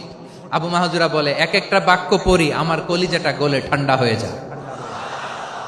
এতদিন মোহাম্মদকে গালি দিতাম, এখন মোহাম্মদ আমার মাথায় যখন হাত রাখছে আমার সারা শরীর ঠান্ডা হয়ে গেছে। বিশ্বনবী আজান শিখাচ্ছেন, একটা একটা বাক্য পড়ে আবু মাহজুরাও পড়ে, বিশ্বনবী পড়ে, আবু মাহজুরাও পড়ে। পুরো বাক্যগুলো যখন শেষ, আজান শেষ, আবু মাহজুরাও যখন পুরো আজান পড়লেন, আবু মাহজুরা বললেন, এতদিন মোহাম্মদের চেহারা দেখলে আমার ঘৃণা লাগতো, আজ থেকে মোহাম্মদের চেহারার চেয়ে প্রিয় চেহারা আমার কাছে নাই। আবু মাহজুরা বললেন, ও মুহাম্মদ, আজানের বাক্য তো আপনি আমারে শেখালেন, এখানেই শেষ করবেন না, আপনি আমারে পড়ায় দেন, লা ইলাহা ইল্লাল্লাহু মুহাম্মাদুর রাসূলুল্লাহ সাল্লাল্লাহু আলাইহি ওয়াসাল্লাম। বিশ্বনবীর সাথে দাঁড়িয়ে উনি শাহাদা পড়ে মুসলমান হয়ে গেলেন। এবার আবু মাহজুরা বলে, ইয়া রাসূলুল্লাহ, ইয়া হাবিবাল্লাহ, আমি মুমিন হয়েছি, মুসলমান হয়েছি, আপনার কাছ থেকে আজান শিখার সৌভাগ্য আমি লাভ করেছি গো নবী। আমার কণ্ঠের বড় তারিফ করেছেন আপনি, আমার আজানকে আপনি পছন্দ করেছেন। একটা জিনিস আপনার কাছে চাই, আপনি আমাকে মক্কার মসজিদুল হারামের মুয়াজ্জিন হিসেবে অ্যাপয়েন্ট করে দে। বিষ্ণু ইসলাম বললেন, যাও আবু মাহজুরা, আমি তোমাকে পৃথিবীর শ্রেষ্ঠতম মসজিদ মক্কার মসজিদুল হারামের মুয়াজ্জিন হিসেবে অ্যাপয়েন্ট করে দিলাম। দেখছেন কিভাবে ট্যালেন্ট হান্টিং করতে হয়, কিভাবে হিউম্যান রিসোর্স মানব সম্পদকে ব্যবহার করতে হয়। আসছিল আজানকে ভেঙাইতে, আসছিল কেন? আজানকে ব্যঙ্গ করার জন্য, বিকৃত করার জন্য। আজানকে বিকৃত করতে যে ইসলামের সবচেয়ে শ্রেষ্ঠ মসজিদের মুয়াজ্জিন হয়ে গেল। পড়েন সুবহানাল্লাহ। হযরত আবু মাহজুরা রাদিয়াল্লাহু তাআলা আনহু ওনার এই সুললিত কণ্ঠ ব্যবহার করে মসজিদুল হারামে এত সুন্দর করে আল্লাহু আকবার বলে আজান দিতেন। মানুষগুলোর, মুসল্লিগুলোর, মক্কাবাসীর হৃদয়কে তিনি বিগলিত করে দিতেন। মানুষের হৃদয়কে ঠান্ডা হয়ে যেত। শুধু এখানেই শেষ না আমার যশোরের ভাইয়েরা। বিশ্বনবী যখন সাইয়েদনা আবু মাহজুরা রাদিয়াল্লাহু তাআলা আনহুকে আজান শিখাচ্ছিলেন, বলেন তো বিশ্বনবীর হাতটা কোথায় ছিল? আবু মাহজুরার মাথার সামনে, এই চুলের উপরে ছিল। আবু মাহজুরা ওই স্মৃতিটাকে ধারণ করবার জন্য, ওই স্মৃতিকে বহন করার জন্য বিশ্বনবীর মোবারক হাত আবু মাহজুরার কপালের চুলের যেই জায়গায় লেগেছে, মৃত্যুর আগের দিন পর্যন্ত আবু মাহজুরা মাথার ওই চুলে কোনোদিন ছুরি আর কামার লাগায় নাই, সেখানে কেচি লাগায় নাই, চুলের মধ্যে খুর লাগায় নাই। আবু মাহজুরা ডান দিকের চুল কাটতো, বাম দিকের চুল কাটতো, পেছনের চুল কাটতো, সামনের চুল কাটতো না। আবু মাহজুরা রাদিয়াল্লাহু তাআলা আনহুর সামনের চুলগুলো বড় হতে হতে যখন এত বড় হয়ে যায়, তিনি চুলগুলো পেঁচিয়ে মাথার মধ্যে রাখতেন। তারপরে তিনি পাগড়ি পরতেন। সবাই জিজ্ঞেস করতো, আবু মাহজুরা, এটা আবার কেমন স্টাইল? দেখতে তোমারে কি বিদঘুটে লাগে? কেমন অড লাগে, কেমন খারাপ দেখা যায়। মক্কায় এমন কোন মানুষ তো দেখি নাই, ডানে চুল কাটে, বায়ে চুল কাটে, পেছনে চুল কাটে, সামনে কাটে না। ওরে আবু মাহজুরা, কেমন দেখা যায় তোমারে? তুমি সামনের চুল কাটো না কেন? আবু মাহজুরা বলে, আমি হাঁটু গেড়ে পেয়ারা নবীর সামনে বসেছিলাম, আমার এই মাথার চুলের মধ্যে মুবারক হাত লাগিয়ে বিশ্বনবী নিজে আমাকে আজানের প্রতিটা বাক্য শিক্ষা দিয়েছেন। বিশ্বনবীর মোবারক হাত, পবিত্র হাত আমার মাথার চুলের যেই জায়গায় লেগেছে, আমি চাই ওই চুলগুলা নিয়ে আমি আমার কবরের ভিতরে যাব। সাইয়েদনা আবু মাহজুরা রাদিয়াল্লাহু তাআলা আনহু ইন্তেকালের আগের পর্যন্ত মাথার সামনের চুলগুলা কাটে নাই। মাথার সামনের চুল তিনি কাটেন নাই। সুবহানাল্লাহ বিহামদি। কেমন ভালোবাসতেন বিশ্বনবী সাহাবীদেরকে, সাহাবারা কেমন ভালোবাসতেন বিশ্বনবীকে। সামনের চুলগুলো বড় হতে হতে এত বড় ছিল, পেঁচিয়ে রেখে পাগড়ি পরতেন, কাটতেন না। নবীর হাত লেগেছিল। সুবহানাল্লাহ পড়েন। তাহলে হোয়াট ইজ দ্য লেসন?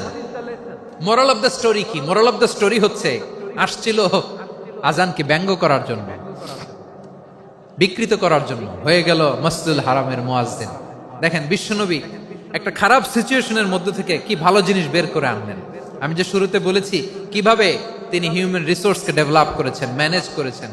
তিনি যে চৌকস ট্যালেন্ট হান্টার ছিল, দেখেন সবার মধ্যে থেকে এর বাছাই করে মুয়াজ্জিন বানাই দিয়েছেন। সুবহানাল্লাহ পড়েন। তার মানে এই না সবাইরে ধরে ধরে উনি মুয়াজ্জিন বানাইছেন। যার যেই ট্যালেন্ট আছে তাকে ওই কাজে অ্যাসাইন করেছেন।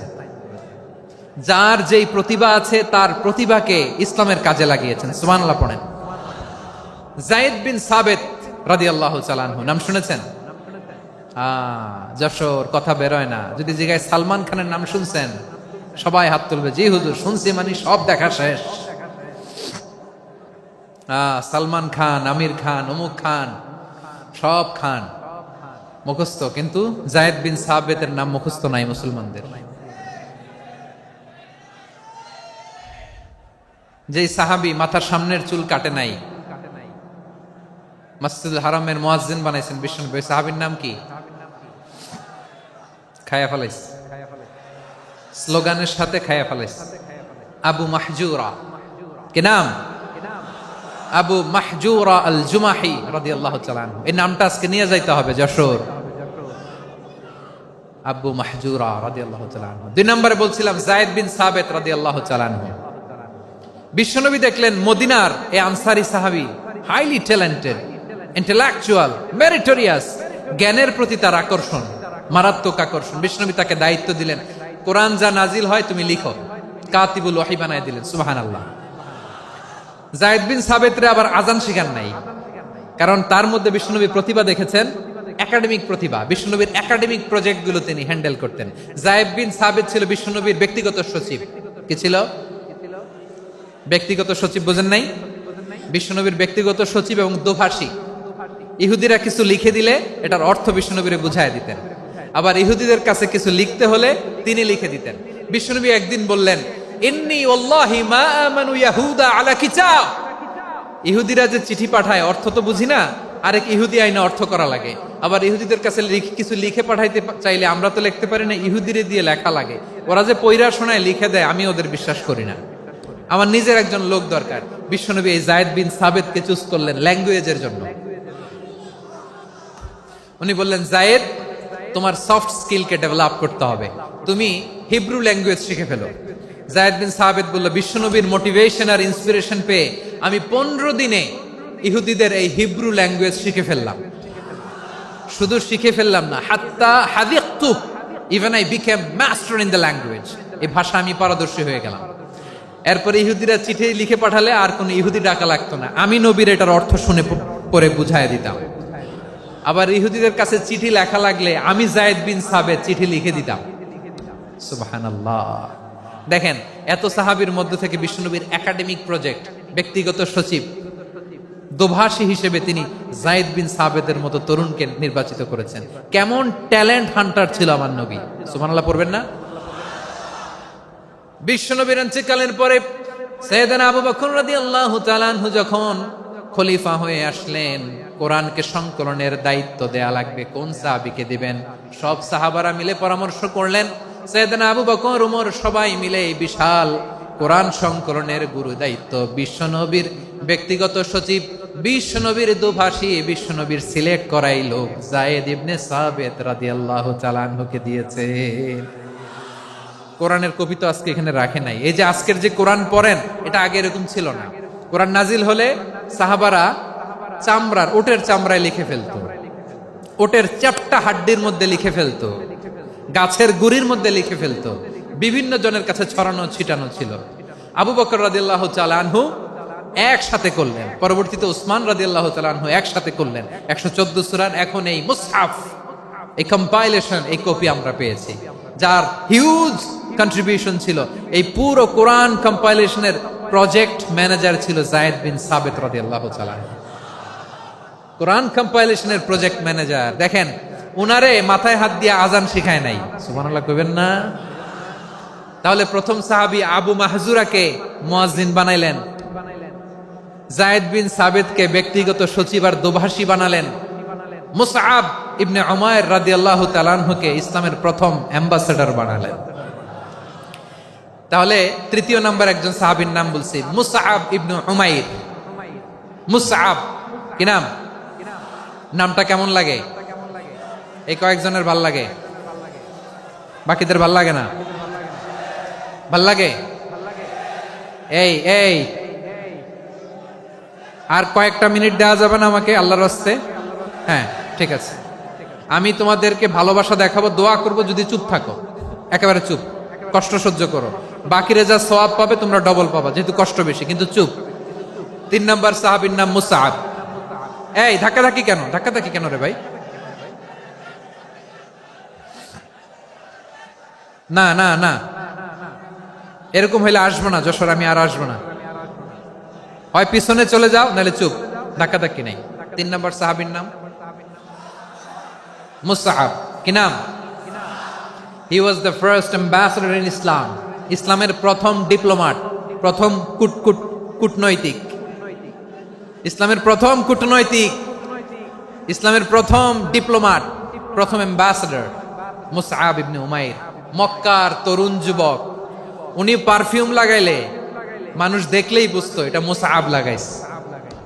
এমন ড্যাশিং ফেসের ছিল, এমন স্মার্ট ড্যাশিং ফেস, এমন পার্সোনালিটির মানুষ ছিল মুসআব রাদিয়াল্লাহু তাআলা আনহু। কারণ যিনি ইসলামের স্পোকম্যান হবেন, মুখপাত্র হবেন, তার স্মার্ট হওয়ার দরকার আছে না নাই? আকাবার প্রথম শপথ যখন হলো, তাদের সাথে বিষ্ণু ইসা ইসলাম মদিনাতে একজন মুখপাত্র পাঠালেন, ডিপ্লোম্যাটকে পাঠালেন, অ্যাম্বাসেডর অফ ইসলাম। তিনি হচ্ছেন মুসআব ইবনে উমাইর। পড়েন সুবহানাল্লাহ। বিশ্বনবী দেখলেন সে অনেক স্মার্ট, তার ডেডিকেশন আছে, সিনসিয়ারিটি আছে, এবং মদিনায় যে আউস খাজরাজ গোত্রের নেতাদের সাথে ডিল করতে হবে, ইহুদিদের সাথে ডিল করতে হবে, ওখানে একজন পাক্কা জানু খেলোয়াড়ের দরকার আছে না নাই? মুসআব ইবনে উমাইর রাদিয়াল্লাহু তাআলা আনহু, ওনাকে বিষ্ণু ইসা ইসলাম চুজ করলেন। এবং বিষ্ণু ইসা ইসলামের এই চুজিংটা, এই সিলেকশনটা এত সুন্দর ছিল, তিনি মদিনাতে যে বিশ্বনবী আসার আগেই মদিনার জমিনকে তিনি উর্বর করে ফেলছেন। প্রতিটা ঘরে ঘরে কালিমার দাওয়াত তিনি পৌঁছায় দিচ্ছেন।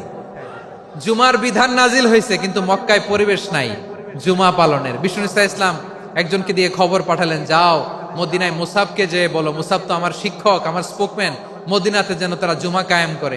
বিশ্বনবীর আগেই মুসআব মদিনার মুসলিমদেরকে নিয়ে মদিনায় প্রথম জুমা কায়েম করে ফেলছে। কোন সুবহানাল্লাহ। ডিপ্লোম্যাটদের কেমন হইতে হয়, অ্যাম্বাসেডারের কেমন হইতে হয়, মুসআব রাদিয়াল্লাহু তাআলা আনহুর কাছ থেকে শিখে নাও। মুসআব নামটা কেমন লাগে? যশোর যাদের সন্তান হবে, ছেলে সন্তান, আমার রাস্তায় পাইলে সবাই জিজ্ঞেস করে, হুজুর একটা নাম দেন, আমার ছেলে হবে। যশোরবাসীর জন্য আমি একটা নাম দিয়ে দিলাম, নাম রাখতে হবে মুসআব। কি নাম? নামটা যাদের ভাল লাগে, ছেলে সন্তান অনাগত আসবে, মনে চাইলে নাম রেখে দিবেন মুসআব রাদিয়াল্লাহু তাআলা আনহুর নামে মুসআব। তাহলে মুসআব রাদিয়াল্লাহু তাআলা আনহুকে বিশ্বনবী ল্যাঙ্গুয়েজ শিখান নাই, সফট স্কিল শিখান নাই। যায়েদ রাদিয়াল্লাহু তিনি হিব্রু ল্যাঙ্গুয়েজ শিখেছেন, সুরিয়ানি শিখেছেন, কিন্তু মুসআবকে তিনি বানিয়েছেন the spokesman of Islam, the first diplomat, the ambassador of Islam. সুবহানাল্লাহ পড়বেন না? আব্দুল্লাহ ইবনে আব্বাস রাদিয়াল্লাহু তাআলা আনহু বিশ্বনবীর কাজিন, চাচাতো ভাই। আবার মাইমুনা রাদিয়াল্লাহু তাআলা আনহু, মাইমুনা নবীর স্ত্রী, তিনি ছিলেন আব্দুল্লাহর আপন খালা। তো নবীর বউ যদি ওনার খালা হয়, নবী তার কি? বুঝে নাই, নবী তার কি? খালু। তাহলে সম্পর্ক অনেক গভীর, কাজিন আবার খালু। ছোট্ট মানুষ, তাই রাতে মাঝে মাঝে ঘরে থাকতো। বিশ্বনবী দেখলেন আব্দুল্লাহ যেহেতু আমার ঘরে ঢুকতে পারে, আব্দুল্লাহরে এই উম্মতের বড় শিক্ষাবিদ বানাইতে হবে। কথা বোঝে নাই? আব্দুল্লাহকে কি বানাইতে হবে? শিক্ষাবিদ, এডুকেটর অফ দিস উম্মাহ, এই উম্মার শিক্ষাবিদ বানাইতে হবে। তাই আব্দুল্লাহ ইবনে আব্বাসকে বিশ্বনবী হাতে কলমে শিক্ষা দিয়েছেন। আহারে, আর এরপরে যে কি ভাষা আসবে তোমাদের জন্য আমার মুখ থেকে আমি নিজেও জানি না। 1 ঘন্টা যাবত ধাক্কা ধাক্কি মারামারি। তো আসতে বলছে কে তোমাকে? পেছনে চলে যাও, জায়গা না পেলে। পুরো প্রোগ্রামটাই নষ্ট করে দিল।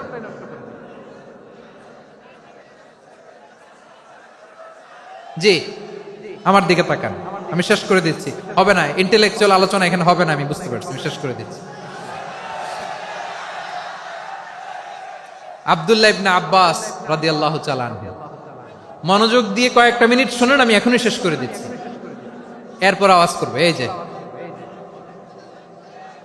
এগুলো কি আমি বুঝলাম না।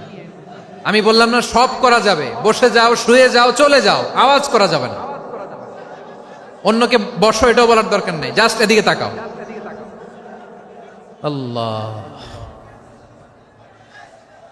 আব্দুল্লাহ ইবনে আব্বাস রাদিয়াল্লাহু তাআলা আনহু, উনাকে বিশ্বনবী হাতে কলমে শিক্ষা দিয়েছেন, যেহেতু উম্মতের শিক্ষাবিদ হবেন, এডুকেটর হবেন। তো বিশ্বনবী রাতে যখন তাহাজ্জুদ পড়তেন, ছোট্ট আব্দুল্লাহ ঘরে থাকতো। বুঝতে পেরেছেন? ছোট্ট মানুষ তো ঘরে থাকতো। তো বিশ্বনবী তাহাজ্জুদের জন্য একবার দাঁড়িয়েছেন, ছোট্ট আব্দুল্লাহ ওযু করে দাঁড়াইছে। আচ্ছা বলেন তো, ইমাম আর মুসল্লি মোট যদি 2 জন হয়, একজন ইমাম একজন মুসল্লি, তো মুসল্লি ইমামের কোন দিকে দাঁড়াবে? ডানে দাঁড়াবে। ছোট্ট আব্দুল্লাহ বুঝে নাই, বিশ্বনবী তাহাজ্জুদ শুরু করেছেন, উনি ইক্তেদা করছেন আর দাঁড়াইছেন বায়ে। কোথায় দাঁড়িয়েছেন? আব্দুল্লাহ বলেন, যখন আমি বায়ে দাঁড়ালাম, আখাযা রাসূলুল্লাহ সাল্লাল্লাহু আলাইহি ওয়াসাল্লাম উযুনি আল ইউমনা ইয়াফতিলুহা, বিশ্বনবী নামাজরত অবস্থায় আমার কান ধরে টেনে আমার ডান দিকে এনে দাঁড় করায় দিলেন, পড়েন সুবহানাল্লাহ। দেখেন হাতে কলমে শিক্ষা। আর জীবনে ভুল হবে? কথা কয় না, আর ভুল হবে? আর ভুল হবে না। এভাবে বিশ্বনবীর অনেক সঙ্গ পেয়েছেন, সফর করেছেন, একই বাহনে বসেছেন, এক বাহনে বসে লম্বা নাসিহত করেছেন, বলেছেন ইয়া গোলাম ইহফাজিল্লাহ ইয়াহফাজকা ইহফাজিল্লাহ তাজিদহু তুজাহাক ইযা সাআলতা ফাসআলিল্লাহ ওয়া ইযা ইসতাআনতা ফাসতাইন বিল্লাহ। আল্লাহর বিধান মানো, আল্লাহর বিধান রক্ষা করো, আল্লাহ তোমায় রক্ষা করবে। আব্দুল্লাহ, চাইতে হলে আল্লাহর কাছে চাও, সাহায্য চাইতে হলে আল্লাহর কাছে সাহায্য চাও। মনে রাখো, গোটা বিশ্বের সবাই যদি তোমার সাহায্য করতে চায় ততটুকুই করতে পারবে যতটুকু আল্লাহ তোমার নসিবে রেখেছে। গোটা বিশ্ব যদি তোমার বিরুদ্ধে ষড়যন্ত্রে দাঁড়িয়ে যায়, ক্ষতি ততটুকু করতে পারবে যতটুকু তোমার জন্য বরাদ্দ আছে, এর বাইরে কিছু করতে পারবে না। আওয়াজ করে বলেন ঠিক কিনা? এভাবে হাতে কলমে শিখিয়েছেন, বিশ্বনবীর সঙ্গ পেয়েছেন। উনাকে বিষ্ণু ইসলাম শিক্ষাবিদ, এডুকেটর অফ দিস উম্মাহ হিসেবে সিলেক্ট করেছেন, হাতে কলমে শিখিয়েছেন। বিশ্বনবী একবার প্রকৃতির ডাকে সাড়া দিয়ে এসেছেন। এখন কি করতে হবে? নামাজের জন্য অজু করতে হবে। বিশ্বনবী এসেই দেখেন অজুর বদনায় পানি ভরা, খুশি হয়ে গেলেন, বললেন কে রেখেছে পানি? একজন বলল আব্দুল্লাহ রেখেছে। বিশ্বনবী অত্যন্ত খুশি হলেন, খুশি হয়ে একটা দোয়া করলেন, বললেন আল্লাহুম্মা ফাক্কিহু ফিদ্দীন ওয়া আল্লিমহু তা'ওয়ীল। আল্লাহ, তুমি আব্দুল্লাহকে দ্বীনের বুঝ দিও আর কোরআনের তাফসির শিক্ষা দিও। বিশ্বনবীর এই দোয়া এমন লাগছে, উনি রাইসুল মুফাসসিরিন, এই পৃথিবীতে যত মুফাসসির ছিল, যত মুফাসসির আসবে, সকল মুফাসসিরের সম্রাট হিসেবে স্বীকৃত হয়েছেন। আব্দুল্লাহ ইবনে আব্বাস, বিশ্বনবী ওনারে আজান শিখান নাই, বিশ্বনবী ওনারে ল্যাঙ্গুয়েজ শিখান নাই, বিশ্বনবী ওনারে অ্যাম্বাসাডর বানান নাই, হাতে কলমে শিক্ষা দিয়েছেন। ছোট্ট মানুষ, বিশ্বনবী ইন্তেকাল করলেন, আবু বকরের সময় গেল, ওমরে ফারুকের খেলাফত, তখনও তিনি তরুণ। ওমরে ফারুক রাদিয়াল্লাহু তাআলা আনহু ওনার ক্যাবিনেট মিনিস্ট্রির বৈঠকে এই আব্দুল্লাহ ইবনে আব্বাসকে পাশ দিয়ে বসায় রাখতেন। বয়স্ক সাহাবারা এটা পছন্দ করতো না, তারা বলতো ঘটনা কি, আব্দুল্লাহর মতো ছেলে নাতি আমাদের আছে, এরা কেন রাখে ওমরে ফারুক? ওমরে ফারুক এটা টের পেলেন, তিনি বুঝতে পারলেন যে ক্যাবিনেট মেম্বাররা এটা পছন্দ করে না, ছোট্ট আব্দুল্লাহরা কেন রাখি, কেন যে রাখি, এটা একদিন বুঝাবো। একদিন মিটিং এ তিনি সবাইকে বললেন ইদা জাআ নাসরুল্লাহি ওয়াল ফাতহ। এই আয়াত দ্বারা উদ্দেশ্য কি বলেন তো মুরব্বী সাহাবীরা? এক সাহাবী বলেন এই সূরা দ্বারা উদ্দেশ্য, আল্লাহ বলেছেন আমাদেরকে বিভিন্ন ল্যান্ড, বিভিন্ন এলাকা বিজয় করতে হবে। ওমরে ফারুক বললেন না, হয়নি। আরেকজন বললেন বিজয় হওয়ার পর আমাদের বেশি বেশি আল্লাহর বরত্বের ঘোষণা দিতে হবে, এটা উদ্দেশ্য। ওমরে ফারুক বললেন না, হয় নাই। যারা জিজ্ঞেস করেন কেউ পারে না। সব শেষে বিশ্বনবী ছোট্ট আব্দুল্লাহরে বলেন আব্দুল্লাহ ইদা জাআ নাসরুল্লাহি ওয়াল ফাতহ, এর দ্বারা উদ্দেশ্য কি বলো তো? ছোট্ট আব্দুল্লাহ বলেন হুয়া আজালু রাসূলিল্লাহ। এই আয়াত দ্বারা বিশ্বনবীর বিদায়কে উদ্দেশ্য নেওয়া হয়েছে। ওমরে ফারুক বললেন হাযা হুয়া, এটাই তো সঠিক উত্তর, এটাই সঠিক তাফসীর এই আয়াতের। কারণ ইদা জাআ নাসরুল্লাহি ওয়াল ফাতহ, যখন আল্লাহর সাহায্য আর বিজয় আসবে, ওয়া রাআইতান নাসা ইয়াদখুলুনা ফি দীনিল্লাহি আফওয়াজা, আপনি দেখবেন দলে দলে, ঢলে ঢলে, বানের পানির মতো মানুষ ইসলামের দিকে ঢুকতেছে, ইসলামের বিজয় হয়েছে। তো ইসলামের বিজয়ের মিশন নিয়ে নবী আসছে, বিজয়ী যখন হয়ে গেছে এখন তো নবীর বিদায় হবে। জোরে বলেন ঠিক কিনা? কোন সাহাবী এই সূক্ষ্ম কথাটা ধরতে পারে নাই, ওই আব্দুল্লাহ ছাড়া। আব্দুল্লাহ যখন উত্তর দিছে সব সাহাবীদের টনক নড়েছে। এরপর থেকে কোন ক্যাবিনেট মিটিং এ আর কোন সাহাবারা কোনো প্রশ্ন করে নাই। আওয়াজ করে পড়েন সুবহানাল্লাহ। বিশ্বনবী আব্দুল্লাহ ইবনে আব্বাসকে দ্য এডুকেটর অফ দ্য উম্মাহ, উম্মার শিক্ষাবিদ হিসেবে গ্রহণ করেছেন। আওয়াজ করে পড়তে হবে আল্লাহু আকবার। সাহাবীদের নামগুলো মনে থাকবে? এক নম্বরে আবু মাহজুরা, মুয়াজ্জিন বানাইছেন। যায়েদ ইবনে সাবিত, দোভাষী, ট্রান্সলেটর অফ প্রফেট, এবং তিনি ছিলেন বিশ্বনবীর ব্যক্তিগত সচিব। Musab ibne Umair, the first ambassador and diplomat of Islam. Abdullah ibne Abbas, এই উম্মার সবচেয়ে বড় এডুকেটর, শিক্ষাবিদ। আরেকজন ছিল আব্দুল্লাহ ইবনে মাসউদ রাদিয়াল্লাহু তাআলা। দুই আব্দুল্লাহ, আব্বাস গেল, আরেকজন হচ্ছে মাসউদ। মক্কার তরুণ, ছাগল পালতো মুশরিকের। বিশ্বনবী আর আবু বকর রাদিয়াল্লাহু তাআলা আনহু একবার গেলেন, যে দেখে এই তরুণ দাঁড়ায় আছে। বিশ্বনবী বলেন আমি খুব ক্ষুধার্ত, তোমার কাছে কি দুধ আছে ছাগলের? আব্দুল্লাহ ইবনে মাসউদ বলে আছে। ওয়ালাকিন আনা মু'তামান, কিন্তু যে দুধ আছে এটা আমানতের, আমি দিতে পারবো না। বিশ্বনবী এইটা শুনেই তারা টার্গেট করে ফেলছে। আনা মু'তামান, দুধ আছে, কিন্তু এটা আমার মালিকের, আমি তো দরদ দেখাই, আমার মালিকের দুধ আপনি পথিক, আপনারে দিতে পারি না। বিশ্বনবী টার্গেট করে ফেলছেন, এরে আমার কাজে লাগাইতে হবে। বিশ্বনবী বললেন, আচ্ছা ঠিক আছে, দুধ দিও না, কিন্তু এমন ছাগি আছে কিনা যেই ছাগির সাথে কোনো ছাগলের মিলন হয় নাই, তার ওলানে দুধও আসে নাই, বাচ্চাও নাই, এরকম ছাগির থেকে যদি আমি দুধ খাই তাহলে তো সমস্যা নাই। বলতেছে এরকম ছাগির থেকে দুধ খাইলে সমস্যা নাই, কারণ এরকম ছাগির ওলান থেকে দুধ আসবেও না। বলতেছে ঠিক আছে, এরকম একটা ছাগি নিয়ে আসা হলো। বিশ্বনবী বিসমিল্লাহ বলে ওই ছাগির ওলানে হাত দিলেন। হাত দিতে দেরি, পুরো ওলানটা দুধে ভরে যেতে দেরি হয় না। বিশ্বনবী আর আবু বকর রাদিয়াল্লাহু তাআলা আনহু দহন করে পেট ভরে খেলেন। এই দৃশ্য আব্দুল্লাহ ইবনে মাসউদের হৃদয়ে দাগ কাটলো। এই মুআজিজা দেখে তিনি বললেন, আশহাদু আল্লা ইলাহা ইল্লাল্লাহ ওয়া আশহাদু আন্না মুহাম্মাদুর রাসূলুল্লাহ। তিনি ষষ্ঠ মুসলিম ছিলেন, 6 নম্বর মুসলমান। ওনাকে টার্গেট করে বিশ্বনবী দেখলেন এমন ইন্টেলেকচুয়াল ব্রেন, উনি সূক্ষ্ম সূক্ষ্ম জিনিস বুঝে বেশি, ফিকহি জ্ঞান ওনার মধ্যে বেশি। বিশ্বনবী ওনাকে কোরআনের জ্ঞান শিক্ষা দিতে লাগলেন। উনি বিশ্বনবী সবার কাছে কোরআন শোনায়, কিন্তু বিশ্বনবী নিজে আব্দুল্লাহ ইবনে মাসউদের কাছ থেকে কোরআন শুনতো। বিশ্বনবী একবার বললেন, ইকরা আলাইয়া ইয়া মাসউদ। ইবনে মাসউদ একবার শোনাও তো কোরআন দেখি। আব্দুল্লাহ ইবনে মাসউদ বলে, আকরাউ আলাইকা ওয়া আলাইকা উনজিল। নবী, আপনার উপর কোরআন নাজিল হয় আর আমি আপনার সামনে কোরআন পড়ব। বিশ্বনবী বললেন, ইন্নী উহিব্বু আন আসমাআহু মিন গায়রি।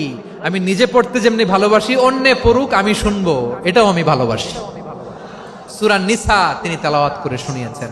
এমন সূক্ষ্ম সূক্ষ্ম বিষয় বিশ্বনবী উনাকে ধরিয়ে দিয়েছেন। উনি হয়ে গিয়েছেন, আব্দুল্লাহ ইবনে আব্বাস হয়েছেন রাইসুল মুফাসসিরিন, উনি হয়ে গিয়েছেন ফাকিহুল উম্মাহ। ওনার চাইতে বড় ফকিহ এই পৃথিবী আর দেখবে না। চিল্লায় বলেন সুবহানাল্লাহ। উনি বলতেন, ওয়াল্লাহি ওয়াল্লাহি ইল্লাযী লা ইলাহা গায়রু মা উনজিলাত সূরাতুন ইল্লা ওয়া আনা আ'লামু আইনা উনজিলাত ওয়া ফীমা উনজিলাত। বিশ্বনবী এমন ভাবে কোরআনের দার্স আমাকে দিয়েছেন, কোরআনে যত সূরা নাজিল হয়েছে, যেখানে নাজিল হোক না কেন আমি জানি এটা কোথায় নাজিল হয়েছে এবং কোন প্রেক্ষাপটে নাজিল হয়েছে। এমন একটা সূরা নাই যে সূরার কোথায় নাজিল হয়েছে আমি মাসুদের জানা নাই, কোন প্রেক্ষাপটে নাজিল হয়েছে আমার জানা নাই। এরকম ঘটবে না। চিল্লায় বলেন আল্লাহু আকবার। এই আব্দুল্লাহ ইবনে মাসউদ রাদিয়াল্লাহু তাআলা আনহু ওমর ফারুকের সময় কুফার চিফ জাস্টিস ছিলেন। কুফা নগরীর চিফ জাস্টিস। চিফ জাস্টিস বুঝেন নাই? বিচারপতি। কি ছিলেন? সবাই বলে নাই, কি ছিলেন? বিচারপতি ছিলেন।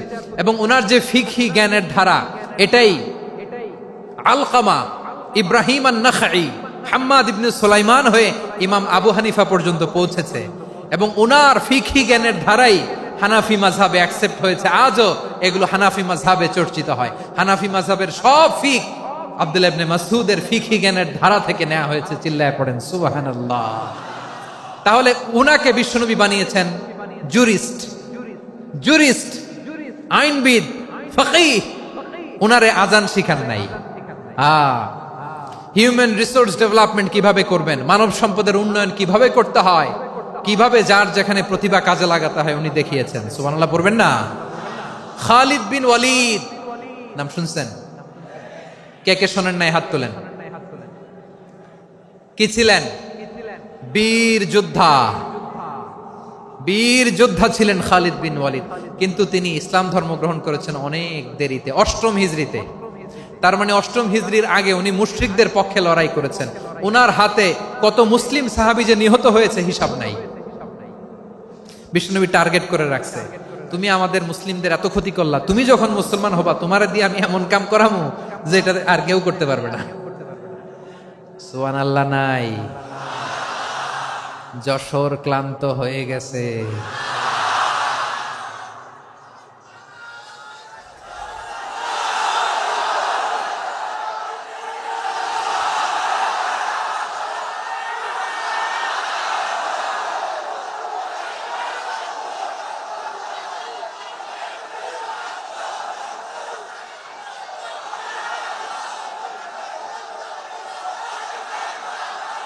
মাশাআল্লাহ।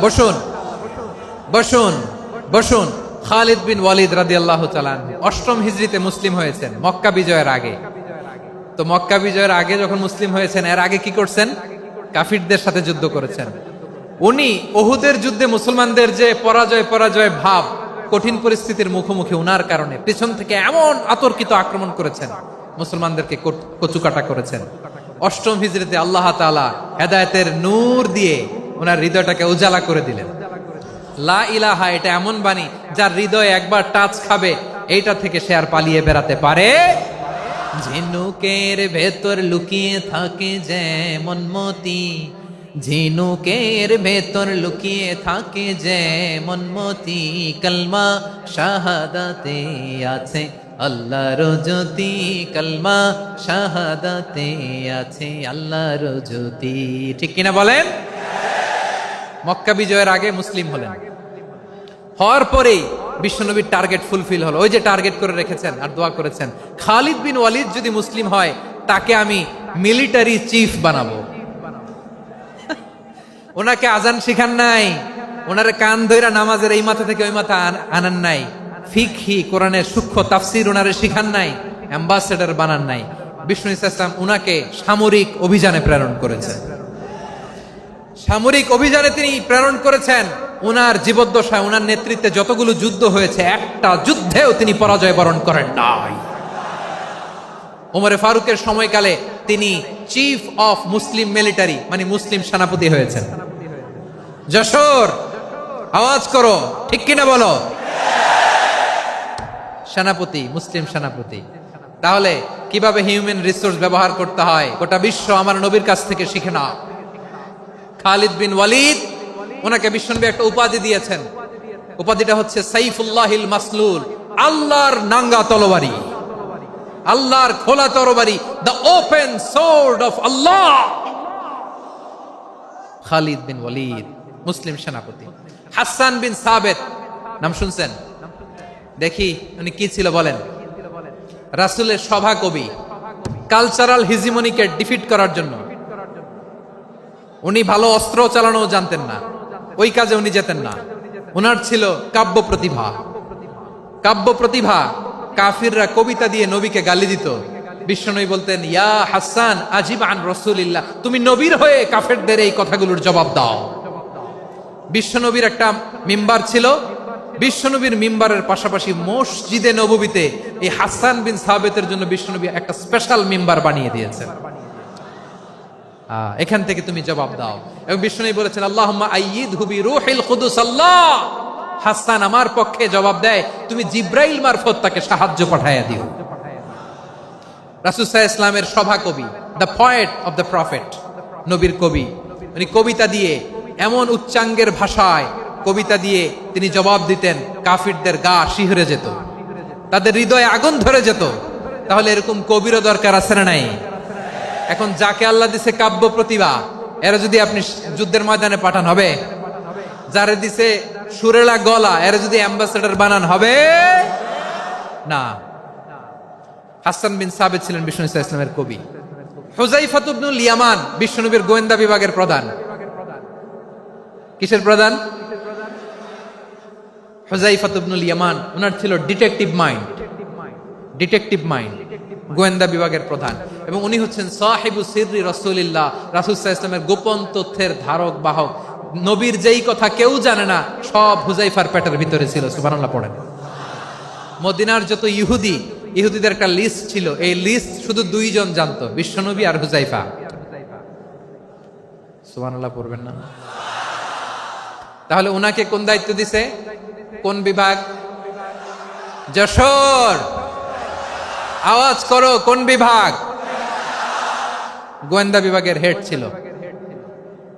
খন্দকের যুদ্ধে প্রচন্ড আজকের মতো শৈত্য প্রবাহ, মাটি খনন করতে করতে সাহাবীদের পেটে ক্ষুধা নাই, দাঁড়াইতে পারে না নামাজের জন্য, এত ক্লান্ত, ক্ষুধা, ক্লান্ত, শ্রান্ত। বিশ্বনবী বললেন, কে আছো? এই কঠিন শীত, এই ভয় আর ক্ষুধার মধ্যেও খন্দকের পরীক্ষার টপকে শত্রু শিবিরে যে আমাকে তথ্য দিবা, কে আছো? কারো গায়ে শক্তিই নাই যে দাঁড়াবে, কেউ দাঁড়ায় না। বিশ্বনবী তখন নিজে হুযায়ফাকে ডাক দিলেন, হুযায়ফা, যে আমাকে আজকে শত্রু শিবিরের তথ্য এনে দিবে, সে জান্নাতে আমার মোরাফাকা, আমার সঙ্গী হবে। হুযায়ফা রাদিয়াল্লাহু ইবনুল ইয়ামান জীবনের ঝুঁকি নিয়ে এই ক্ষুধা, শৈত্য প্রবাহ, কোল্ড ওয়েভসকে উপেক্ষা করে পরীক্ষা টপকে শত্রু শিবিরে যে সবার কথাগুলো চুপে চুপে শুনে বিশ্বনবীর দরবারে এসে গোয়েন্দাদের মতো তথ্য সরবরাহ করেছে। বিশ্বনবীর গোয়েন্দা বিভাগের প্রধান হুযায়ফা ইবনুল ইয়ামান ইন্টেলিজেন্স বিভাগ চালাতেন। মুনাফিকদের নাম ওনার কাছে ছিল। মুআয ইবনে জাবাল মদিনা রাষ্ট্রের সবচেয়ে সিনিয়র আমলা ছিলেন। আমলাতন্ত্র চিনেন তো?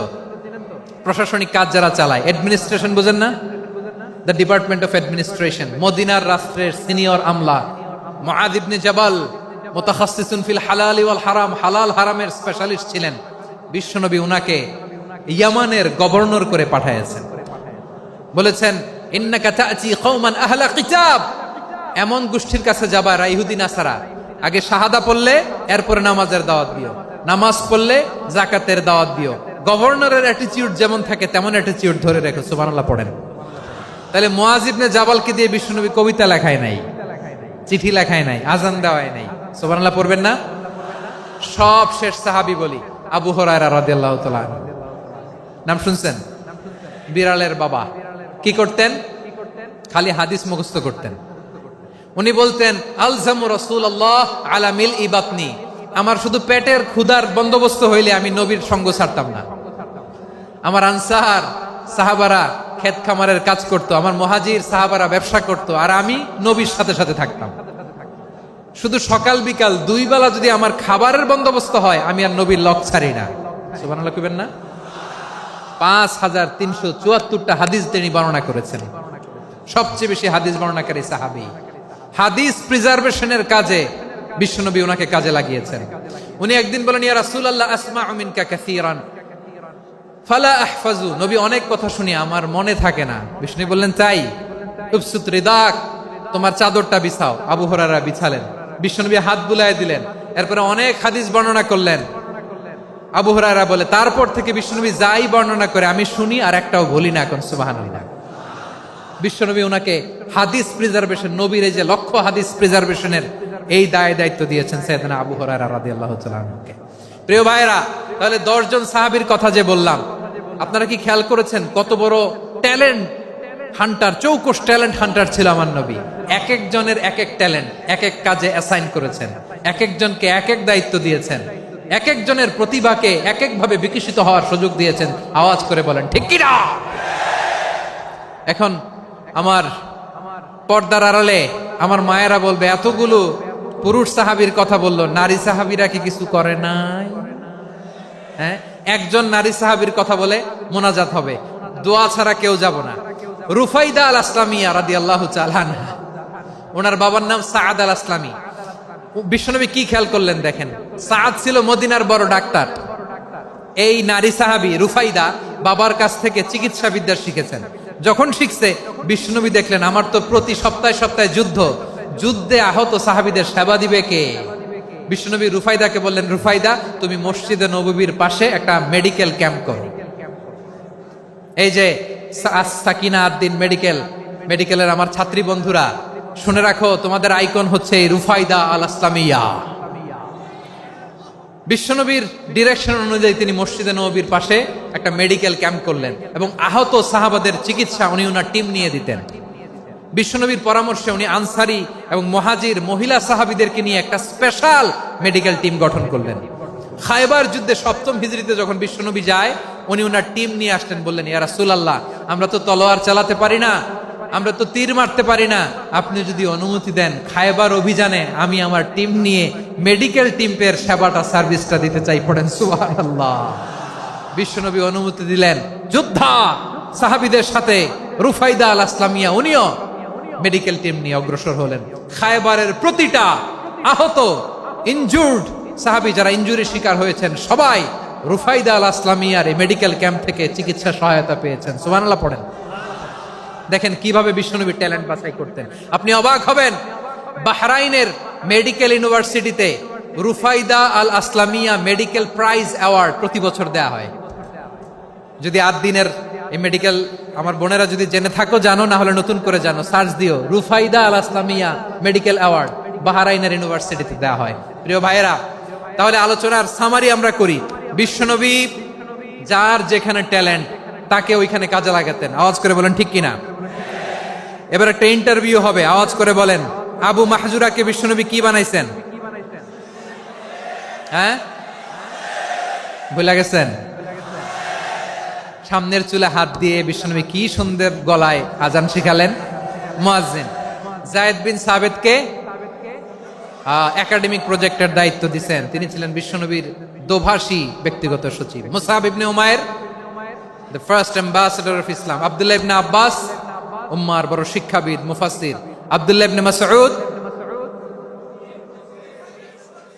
ইবনে মাসউদ ছিলেন জুরিস্ট। কি ছিলেন? জুরিস্ট ছিলেন, এই উম্মার সবচেয়ে বড় জুরিস্ট। খালিদ বিন ওয়ালিদ সেনাপ্রধান। হাসান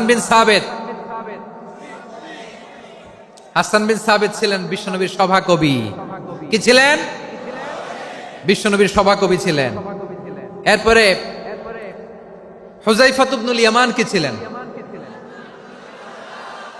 গোয়েন্দা বিভাগের প্রধান। মুআয ইবনে জাবাল কি ছিলেন? সিনিয়র আমলা, ইয়ামানের গভর্নর। আবু হুরায়রা রাদিয়াল্লাহু তাআলা আনহু হাদিস প্রিজার্ভেশনের কাজ করেছেন। আর আমাদের রুফাইদা আল আসলামিয়া রাদিয়াল্লাহু তাআলা আনহা কি ছিলেন? নার্স ছিলেন। নার্স হয়ে মেডিকেল সেবা দিয়েছেন। প্রিয় ভাইয়েরা, পুরো আলোচনার যদি সামারি করি তাহলে বিশ্বনবী যেভাবে হিউম্যান রিসোর্সকে ম্যানেজ করেছেন, যার যেখানে প্রতিভা কাজে লাগিয়েছেন, আমরাও যদি করি আমাদের বাংলাদেশের চিত্র আমরা পাল্টে যেতে পারবো। আমরা শুরুতে শুনেছি মানুষের আছে অসীম সম্ভাবনা, প্রতিটা মানুষ অনন্য, যত্ন নিলে, যথাযথ পরিচর্যা করলে মানুষ বিশ্ব জয় করতে পারে, ঠিক কিনা? আমাদের হাফেজে কোরআনের সামনে দাঁড়াতে পারে এমন কোন হাফেজে কোরআন আল্লাহর জমিনে জন্ম হয় নাই। গোটা বিশ্ব কাঁপিয়ে তারা সেরা। আমাদের ক্রিকেটাররা সেরা, আমাদের তৈরি পোশাক শিল্প সেরা।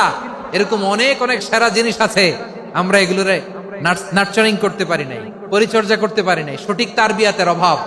তাহলে মানুষের অসীম সম্ভাবনাকে কাজে লাগাতে হবে, ঠিক কিনা বলেন?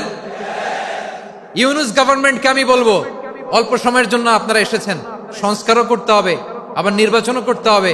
সব সংস্কার হয়তো করতে পারবেন না, যতটুকু পারবেন এর মধ্যে আমাদের যে হিউজ ম্যান পাওয়ার, আমাদের যে মানব সম্পদ, হিউম্যান রিসোর্স, এটাকে ডেভেলপ করে আপনাদের যেতে হবে। যেটা পারবেন না সেটাকে পরবর্তী নির্বাচিত গভর্নমেন্টের কাছে রেখে যেতে হবে, যে তারা যেন করে, তাদের কাছে আপনারা এটা রেখে যাবেন। তাহলে মানুষ চাইলে বিশ্ব জয় করতে পারে। আর মানুষকে হারাতে পারে কেউ? জোরে বলো যশোর, মানুষকে হারাতে পারে কেউ? আল্লাহ আমাদেরকে জনসংখ্যা দিয়েছেন প্রিয় ভাইয়েরা। এই জনসংখ্যা অনেক বড় সম্পদ, এটা আমাদের জন্য অভিশাপ নয়, আশীর্বাদ। আমাদের জনসংখ্যাকে যদি আমরা জনশক্তিতে রূপান্তর করতে পারি, আজকে বাংলাদেশ যে অবস্থানে দাঁড়িয়ে আছে, বাংলাদেশ তার 20 গুণ উন্নতির শিখরে চলে যাবে। চিল্লায় বলো ঠিক কিনা? আমাদের শ্রমিক ভাইয়েরা বাইরে কাজ করে, আমাদের শ্রমজীবী ভাইয়েরা, প্রবাসীরা, তাদের ব্যাপারে গুরুত্ব দিতে হবে। আমাদের শ্রমের দাম সবচেয়ে কম, সবচেয়ে কম। তারা এম্বাসিতে গুরুত্ব পায় না, এয়ারপোর্টে গুরুত্ব পায় না। এই সরকার অবশ্য তাদেরকে অনেক গুরুত্ব দিচ্ছে। আমাদের অদক্ষ শ্রমিককে যখন আমরা দুবাই পাঠাই, অল্প বেতন পায়, কিন্তু ইন্ডিয়ানরা দক্ষ শ্রমিক পাঠাইলে তার 3 গুণ বেতন পায়। আমরা আমাদের শ্রমিকদেরকে অদক্ষ ভাবে আর পাঠাতে চাই না, দক্ষ শ্রমিক পাঠিয়ে আমরা রেমিটেন্সের বন্যা বইয়ে দেব। আমাদের শ্রমিকদের পাঠানো রেমিটেন্সের টাকায় সচল থাকে আমার দেশের অর্থনীতির চাকা। তাদেরকে সবচেয়ে গুরুত্ব দিতে হবে। আমরা পেয়েছি ফ্রিডম ফাইটার, মুক্তিযোদ্ধা, আর আমার প্রবাসী ভাইরা হচ্ছে রেমিটেন্স ফাইটার। জোরে বলো ঠিক কিনা? তাহলে আমাদের এই জনশক্তিকে জনসম্পদে ট্রান্সফর্ম করতে হবে, ঠিক কিনা বলেন? সরকার জনগণকে এভাবে পলিশ করতে হবে। মা বাবারা ছেলে মেয়েদের মধ্যে কার কোন যোগ্যতা, তাকে ওইভাবে কাজে লাগাতে হবে। সবার এ প্লাস পাওয়ার কোনো দরকার নাই। আমাদের দেশে একটা টেন্ডেন্সি আছে, পরীক্ষায় এ প্লাস না পাইলে কই তুই কি করলি, পাশের বাড়ির ছেলে এ প্লাস পাইছে, যা ওর পা ধোয়া পানি খা। কি খা? তা আমি ভাবছি যে পা ধোয়া, এ প্লাস পাওয়া ছেলেদের পা ধোয়া পানির একটা পানির ব্র্যান্ড বানাইতে হবে। এরকম লেখা থাকবে, এ প্লাস পাওয়া ছেলেদের পা ধোয়া পানি। খাওয়া নাই, এগুলার খাওয়া নাই। ওরে আল্লাহ এ প্লাস পাওয়ার জন্য বানাইছে, আর আপনার ছেলেকে এই এ প্লাস গুলারে নিয়ন্ত্রণ করার জন্য আল্লাহ বানাইছে। ওকে দিয়ে আল্লাহ কি করবে আপনি জানেনই না। একটা এ প্লাস, একটা এ গ্রেড একটা মানুষের জীবনকে ঠিক করে দিতে পারে না। আপনার ছেলেকে আল্লাহ অন্যদিকে যোগ্যতা দিয়েছে, ওদের মনোবল ভাঙবেন না, খবরদার খবরদার। ছেলে মেয়েদের মনোবল ভাঙবেন না। যাকে দিয়ে যেটা হবে তাকে দিয়ে সেটা করতে হবে, তার প্রতিভাকে সেভাবে কাজে লাগাতে হবে। তাহলে বাংলাদেশ, আমাদের এই জনসংখ্যা জনসম্পদে রূপান্তরিত হবে। আমাদের সরকারের তত্ত্বাবধানে আমাদের 18 কোটি জনগণ দক্ষ জনশক্তিতে রূপান্তরিত হোক, আমরা চাই কি চাই না? আমরা ভালো মানুষ, শ্রেষ্ঠ মানুষ হতে চাই কি চাই না? ওই জাপানিজদের মতো সৎ, ওই ইউরোপিয়ানদের মতো কালচার্ড।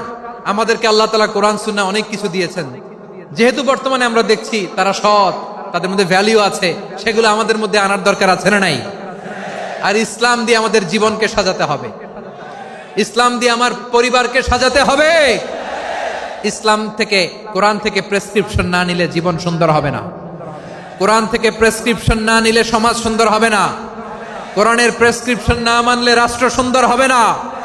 কোরআনের প্রেসক্রিপশন অ্যাপ্লাই না করলে শুধু দুর্নীতি দমন কমিশন দিয়ে দুর্নীতি বন্ধ করা যাবে না। এজন্য কোরআনের আইন আমরা চাই কি চাই না?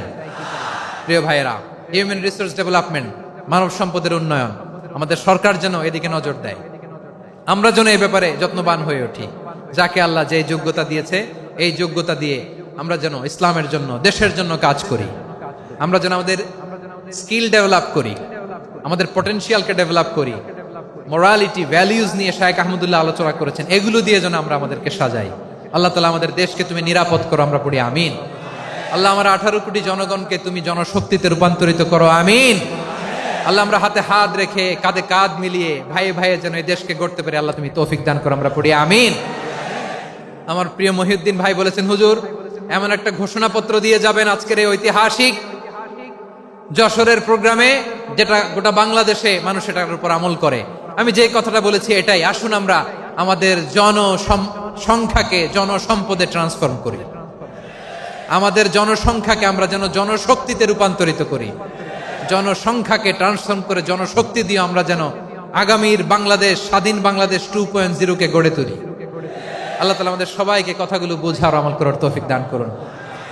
এই জেনজি, ক্ষমা করে দিও আমাকে, অনেক ধমক দিছি, বকা দিছি।